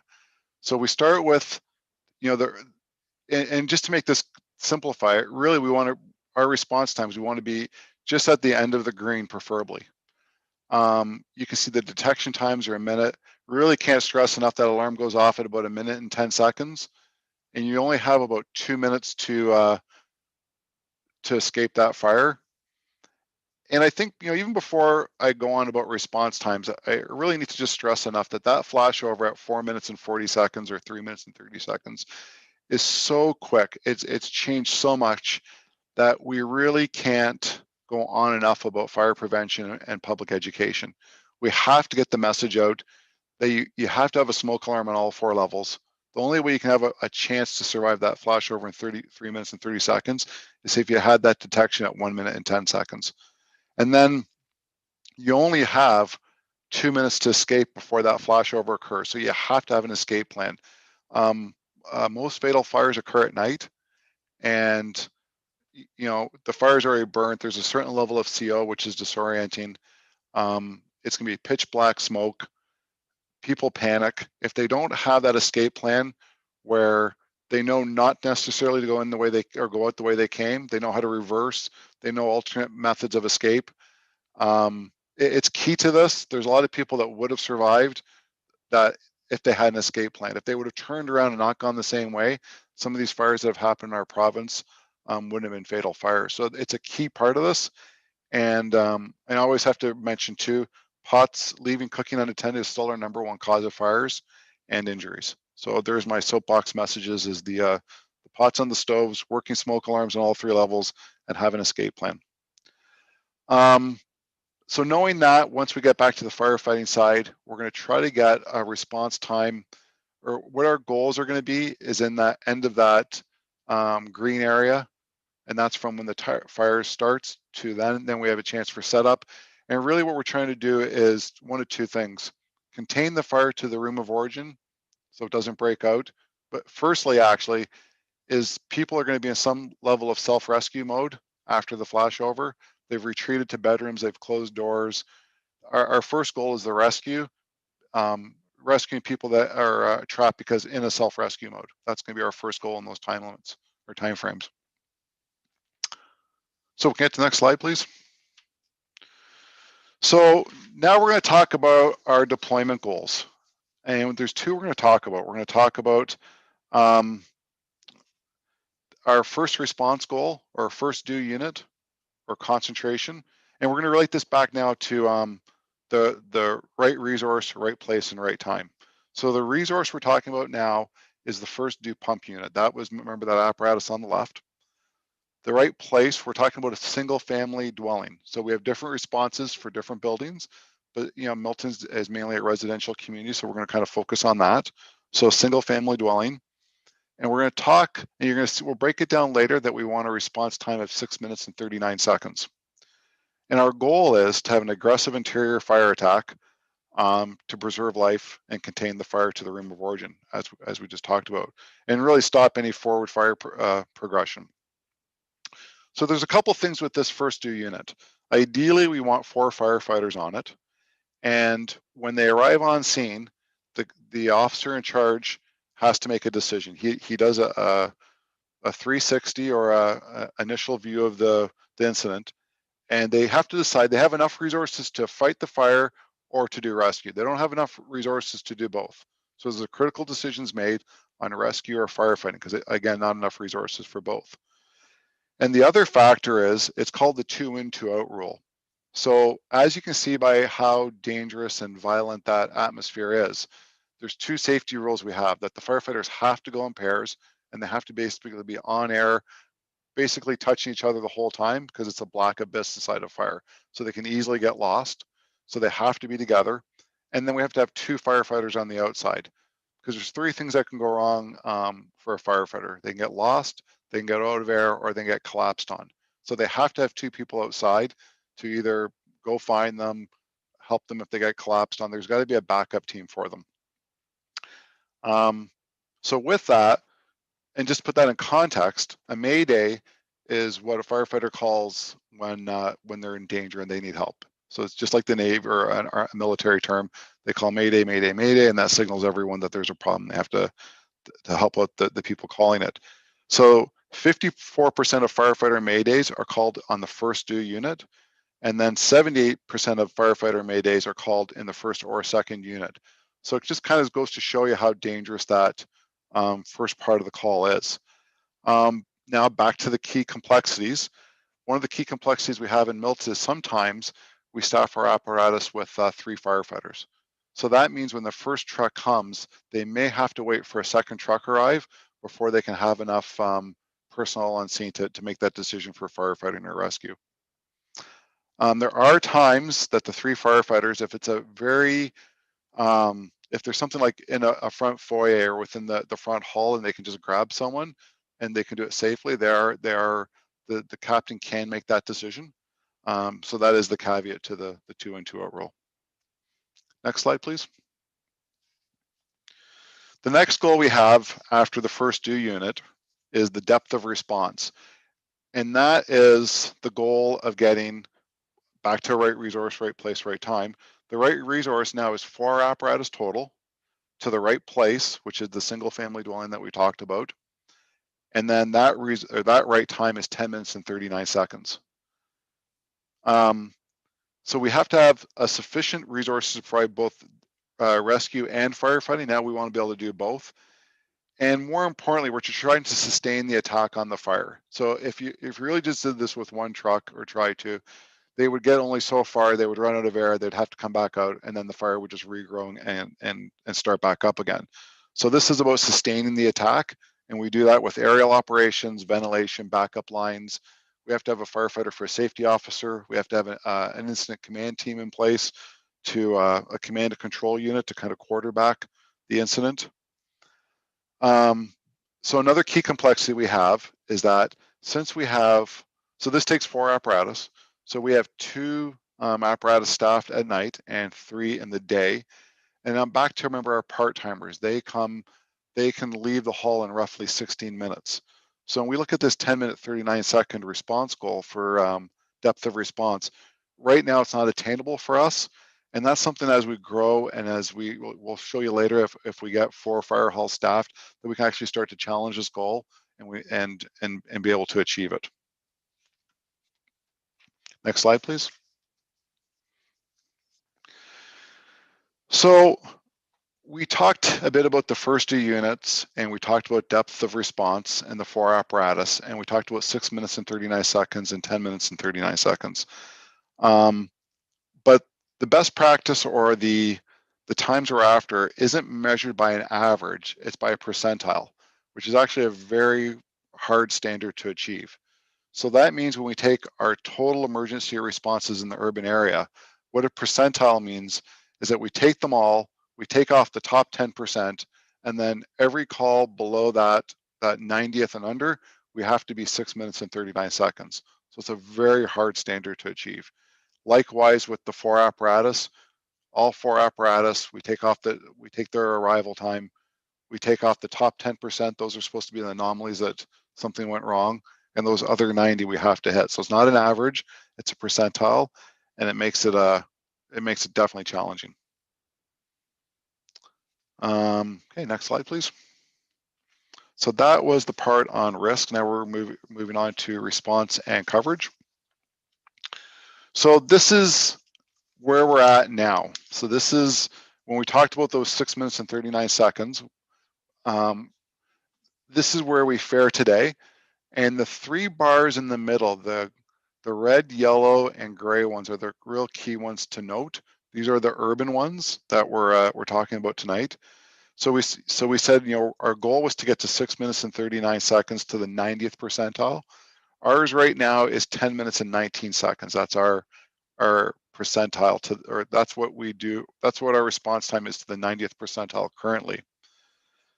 Where we did meet the 6 minutes and 39 seconds, we did it to the 50th percentile. Now back to the day-night, we have different apparatus in day and night. Since Station 1 only has daytime coverage, the response goal of 6 minutes and 39 seconds dropped to 38% in the evening, and it was, I believe, 50, pardon me, it was, let me just look here. So it was 50% overall, 56%, that's the number I was looking for. So our daytime percentile was 56 and our nighttime was 38 and our overall was 30. So you can see that as much as those are the numbers of today, as we grow, we're going to be getting closer and closer to that 90th percentile. That bar, those bars will move in closer to the red line as we add more resources to it. The other ones aren't, again, we're going to talk more about them when we talk about rural. Those are the bottom three numbers. There's more flexibility there. And when we do our community risk assessment and our master plan, we can look at those a little bit more in depth. Next slide, please. So this is a current initial response map, coverage map. And what we do is we take, this is back to the concentration piece part of it. We take our 6 minutes and 39 seconds, and within that, we give, or we account for 4 minutes of travel time. So now we place our fire halls and our trucks around the town of Milton to try to optimize and have a 4-minute travel time from where they leave the station to where they could, the incident is. And you can see in the map that green is where our 4-minute travel time is. So that's our goal. So the more the map is green, the better it is for us. And then we move to yellow, which is a 5-minute travel time. 6 orange is a 6-minute, and then 7-minute travel time is purple. And then there's various other risk factors on the left, from townhouses to vulnerable occupancy, retirement occupancies. They play a role, but our 4 minutes is really what we're looking at with this. So right now, Station 5 isn't operational. We have an apparatus at 3, 1 in the day, and 4 at night, and this is what our map is. And if we switch to the next slide, you can see how the map turns at night when 1 goes out of service. So we have more purple and more orange. So we have more 6 minutes and more 7-minute response in those areas. Next slide, please. So what were our next steps, our next plans is that we're going to take the apparatus, the full-time apparatus from 3, and we're going to put it into Station 5, the brand new station. If we do that with full 24 hours coverage at 1, we actually make substantial in-grounds or movement forward on both our travel time. Our 4-minute travel time increases in the city by 10%. And then we'll be closer to our 90th percentile. I would approximate that we'll probably be in the low 60 percentiles with this plan. If we move that apparatus from 3 to 5, and then 24-hour coverage up at 1. Let me just make sure there's no more notes on those. No. Next slide, please. Now our future goals is, in the future, when we do get, when we're in a place that we can have full-time coverage at 1, 3, 5, and 4, there's 3 goals that we're really going to be able to hit. We're going to be much closer to the 90th percentile on our 6 minutes and 39 seconds. We will have 4 apparatus that we can start challenging the 10-minute and 39 seconds.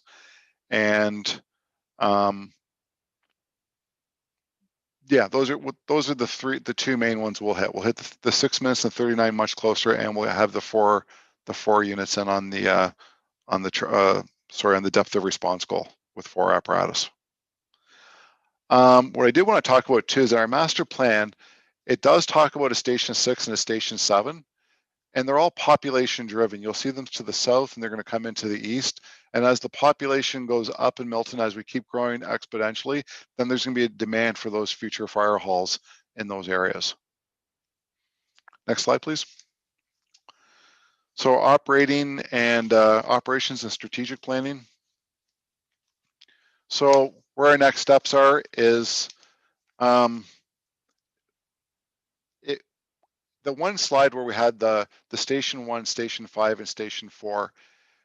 When we go to that plan, it does leave some risk areas where Station 3 was. And what we want to do is address that risk with increased fire prevention and public education in those areas.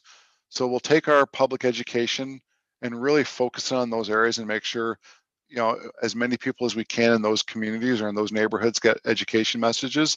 And then we like to take the commercial areas and try to do annual in-service public inspections on them and try to lower the risk through prevention and education. We're going to continue to develop a balanced, diverse staffing model between the full-time and the part-time staff. Our goal, again, is to have all urban stations with 24/7 coverage at a ratio of 1.25. So we try to have 4 firefighters on a truck, and we hire a 5th, and that covers our vacation and sick time, short-term disability, long-term disabilities, to both meet our distribution and our concentration goals. Next slide, please. And this is the last slide. As we talked about earlier, we're going to be implementing a community risk assessment and a master plan of Q2 of 2021. And the last component to the that depth of response is an incident command. We have on-scene commanders with our captains, but we really do need to implement a platoon chief model so we have an adequate span of control. The span of control in emergency is 3 to 4 people. So it's the span of control is being stressed right now, and once we get the platoon chief, we can expand that. And I think there was just if there's any questions, I think there was a question that just popped up as well.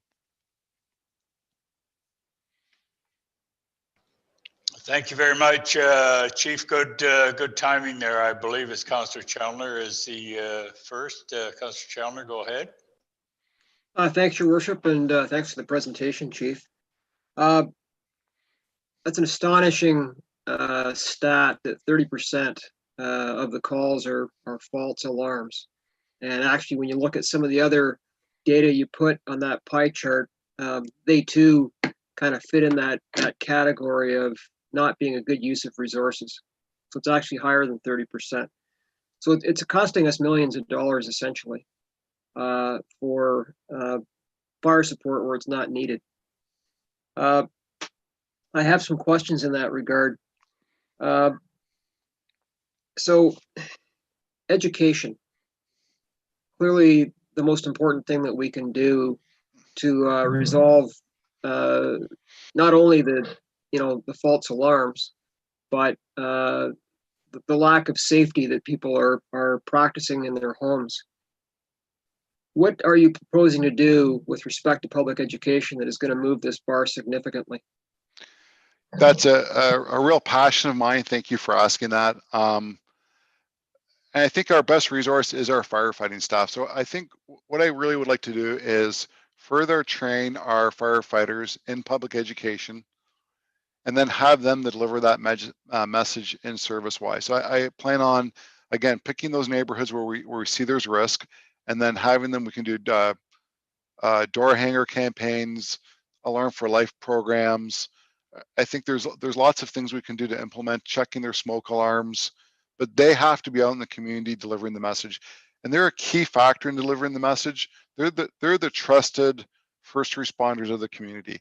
When they go out and deliver the message, the people really take it to heart. Because it's not just delivering the message, it's having impact that people really kind of buy into it. And that's really the trick to this, not the trick, but having someone that you can deliver the message and the person in charge of that home goes home, gets up on a chair if they can reach and checks that smoke alarm, making the two connection versus them just nodding at you in a mall and then never taking that next step. And I think that's where our the trusted uniform of the Milton Fire Department with a firefighter in it can deliver that message. So that's where I want to optimize our resources and use the firefighters. That they're doing it to date now, but I want to educate them further and then organize them more. Collect data on it. We should be quantifying where they've gone and making sure there's a cycle so we don't go to the same neighborhoods twice. And then, over multiple years, we can make sure that, a lot of the community that needs it gets that messaging. Thanks, Your Worship. Chief, I guess another way I want to sort of ask the question in terms of the 30% is, does it make any sense to evaluate our response time when you take out false alarms? I see your question through you, Mr. Mayor. We could look into it. I think the question is, did you have another alarm while the false alarm was on? I think that's what you'd be looking to quantify to see if there was a if there was a conflict between the two, because then that even goes beyond a wasted resource. It actually took a resource away from an emergency. And I can add that to my list to see how many times that actually occurred. Yeah, because I think that's important, and we may find that we in fact have the ability to respond when we reduce one, and certainly the false alarm. Yeah. When you showed the, it was kind of a Gantt chart that showed, the growth of alarms versus the growth of population, and it's pretty hard not to conclude that we're on an unsustainable path of growth. Like basically, the way we're going right now, we're never going to be able to deal with the number of calls we're getting. We're not growing fast enough as a department to deal with what we're seeing in terms of growth of population and growth of calls. That's very concerning.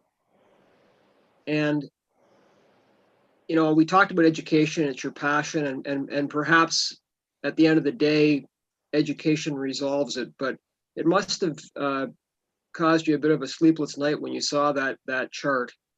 And when you looked at it, what were you thinking in terms of how you can correct this in the near term? That is my concern. I have obviously concerns about, I've got several concerns. I've got concerns with depth of response that we can't challenge it right now. That's a concern.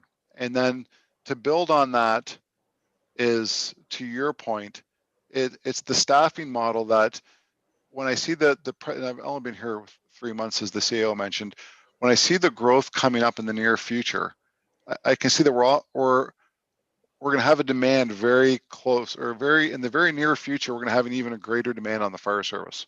So it's about getting ready today and then getting ready for tomorrow as well. So it's a two-pronged pressure point on us. Because you can see it back to station 6 and 7. I think in the master plan, I believe it was a 2024, 2025, but I can see that being even sooner. Unless maybe with the pandemic, it could change our growth forecasts. But if it doesn't, that puts us in a position that within 4 years, we have to be ready for another fire hall. Your Worship, I have one last question, and I realize you've only been here for a few months, and maybe it's an unfair question, but have you seen some things that could be quick wins, things that we're doing that we really should not be doing anymore? And you don't have to identify them if it's sensitive, but you can just nod your head. But you've seen some quick wins, have you? Yes, and we've addressed them too. This is there have been quick wins, and we can discuss them offline as well. And it's a very, I can't give enough credit to the staff here. They're a very passionate bunch, and they're enthusiastic. It's high morale, and it's really a place that can uptake growth. Your Worship, thanks, and thanks, Chief. I look forward to the master plan. Again, thank you very much, Councillor Challoner. Chief, I heard you mention there on those quick wins there and offline. What I would again suggest, and again, Councillor Challoner identified it could be very sensitive, of course. So again, if you could, through the clerk's department, make sure not only Councillor Challoner offline, but all of council gets that same information, if you'd be so kind to make sure that happens. So absolutely. Okay. Yeah, thank you. Councillor Challoner, any further? No. Councillor Best, go ahead.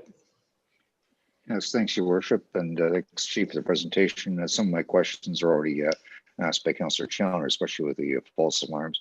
Two questions that I have. One of our, I believe is a provincial requirement, is having 10 firefighters on site within 10 minutes. Is that something that you're looking at addressing? Because it's something that's been in previous annual reports to the fire department. The fire service has turned, it's evolved beyond that now. And back to the models I just showed you, those are the best practice models that are being followed more than the 10 and 10. So the 6-minute 39 first due and the 10-minute 39 seconds, those are both, that's recognized by the Center for Public Service Excellence. They do a fire department accreditations. They recognize that as best practice. And then locally in Ontario, have the Fire Underwriter Survey. I don't profess to be an insurance expert, but it's my understanding that they follow, FUS follows that same standard. Thank you. And the other question is, you had your other responses. Are you also looking at weather responses? We've had in the past ice storms, tornado warnings, which are getting more regular, as well as you've seen in Burlington with the flood situation there. Are you gearing up for those type of emergencies as well? Absolutely, especially flooding. Flooding, I think, is it's funny when we look at our HIRAs or our risk assessments when it comes to weather or disasters, and flooding I always find ends up lower, but it's actually the one that keeps coming up more and more. We do have a robust water rescue team here, and it's something that's definitely on our radar because we, again, if you look at the last 5 years, that's actually provincially what we've been dealing with a lot. Okay, that's all. Thank you. Councillor Lee, go ahead. Thank you, Your Worship. Through you, I have a question for Chief Gatto.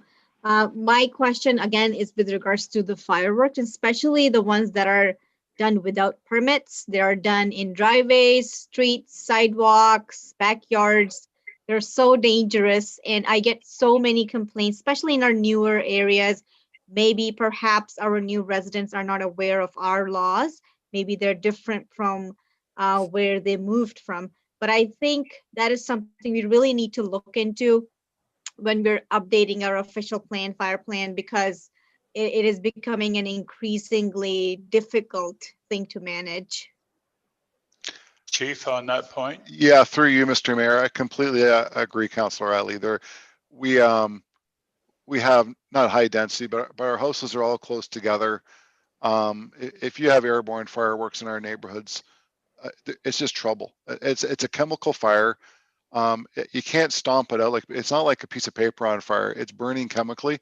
You can step on it all you want. It's not going to go out until those chemicals are done burning. So I find it is a high hazard, and we will be looking further to address that with more public campaigns. Are probably our best bet on that. Thank you. Yes, because it's not just the proximity to other homes, it's just also the timing. And the problem is that we can't find it while it's happening because the complaints come after. So we have to do something where we can just preempt it. So I agree with you. The education component is really important here. Yes. Any further, Councillor Lee? That is all. Thank you, Your Worship. Thank you. Councillor Melbuff, go ahead. Thank you, Mr. Mayor. First of all, Chief, welcome to Milton. And thank you for a great, very informative presentation, which I'm sure will help us when it comes to budget time. Most of my questions have been asked and answered, but the Highway 401 calls, what percentage is that, or how is that affecting our response time and our coverage in Milton? And how much is it costing us to cover the 401? Do we have those stats? Yeah, I did. I am prepared on that. So in 2019, which is the year we're looking at, we did 205 instances on the 401, and we generated approximately, not generated, but there was $80,000 worth of revenue that came from, because we do charge for responding to the 401. And we do have coverage. I think one of the key things we have to look at and it's our dispatch codes that we're reviewing right now with our communication team. And back to our part-time staff, where we should be, I think we just have to have them on standby when we do go on the 401. So I think we have a mechanism to ensure that Milton is protected, and it's through the part-time staff when we respond to the 401. Okay, thank you for that. Now, you stated the 80,000 in revenues. Do we have a number of what it costs us? Well, the apparatus are there. It's hard to have a fixed cost because they'd be there anyways, but you could take, basically it's cost recovery, because the MTO sets the rate and we're just charging it back. So I would say it costs us nothing because that's what we charge back from the MTO. in theory, that's what it's supposed to be. In theory, it's not that we're generating money. We're just charging our services to the MTO. Okay, fine. All right. Well, again, thank you and looking forward to that master plan. Yep. Thank you very much, Councillor Melbooth. Councillor Tesser-Dirksen, go ahead. Thanks very much, Mr. Mayor.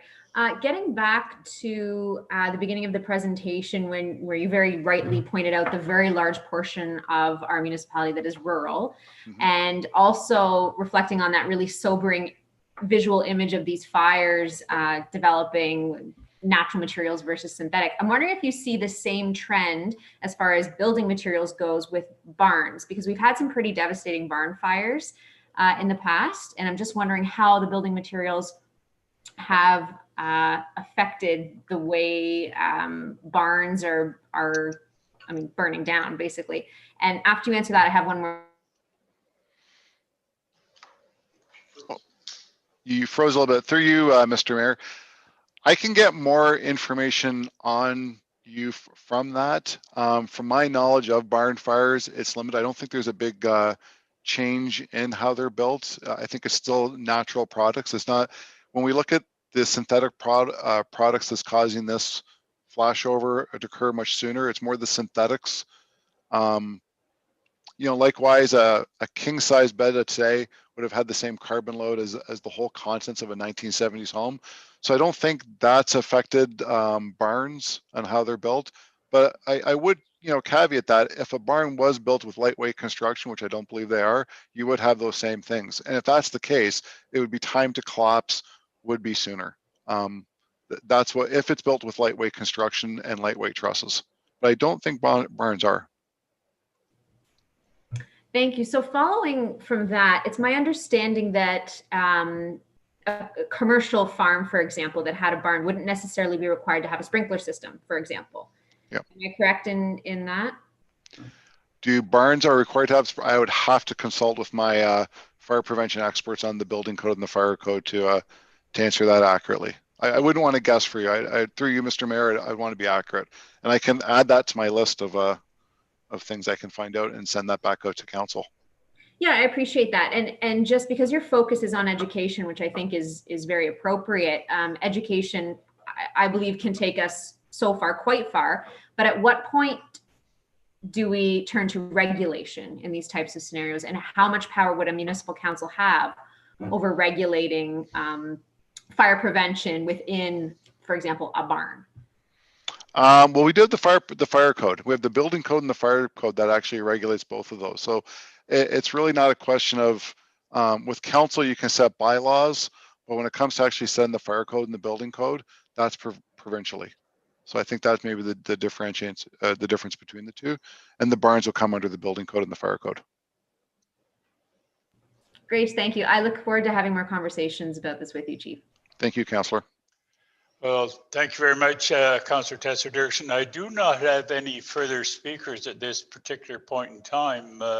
Members of council, are there any further questions or comments to the chief? Chief, do you have any wrap-up conversation or points you wish to make at this point? Just thank you for your time and all these great questions. I really appreciate having an engaged council that has such an interest in the fire service, and I really look forward to working with this council. Thank you. I thank you very much for an excellent presentation there, and look forward to working with you in the future as well. So with that, thank you, Chief, and good night. Thank you.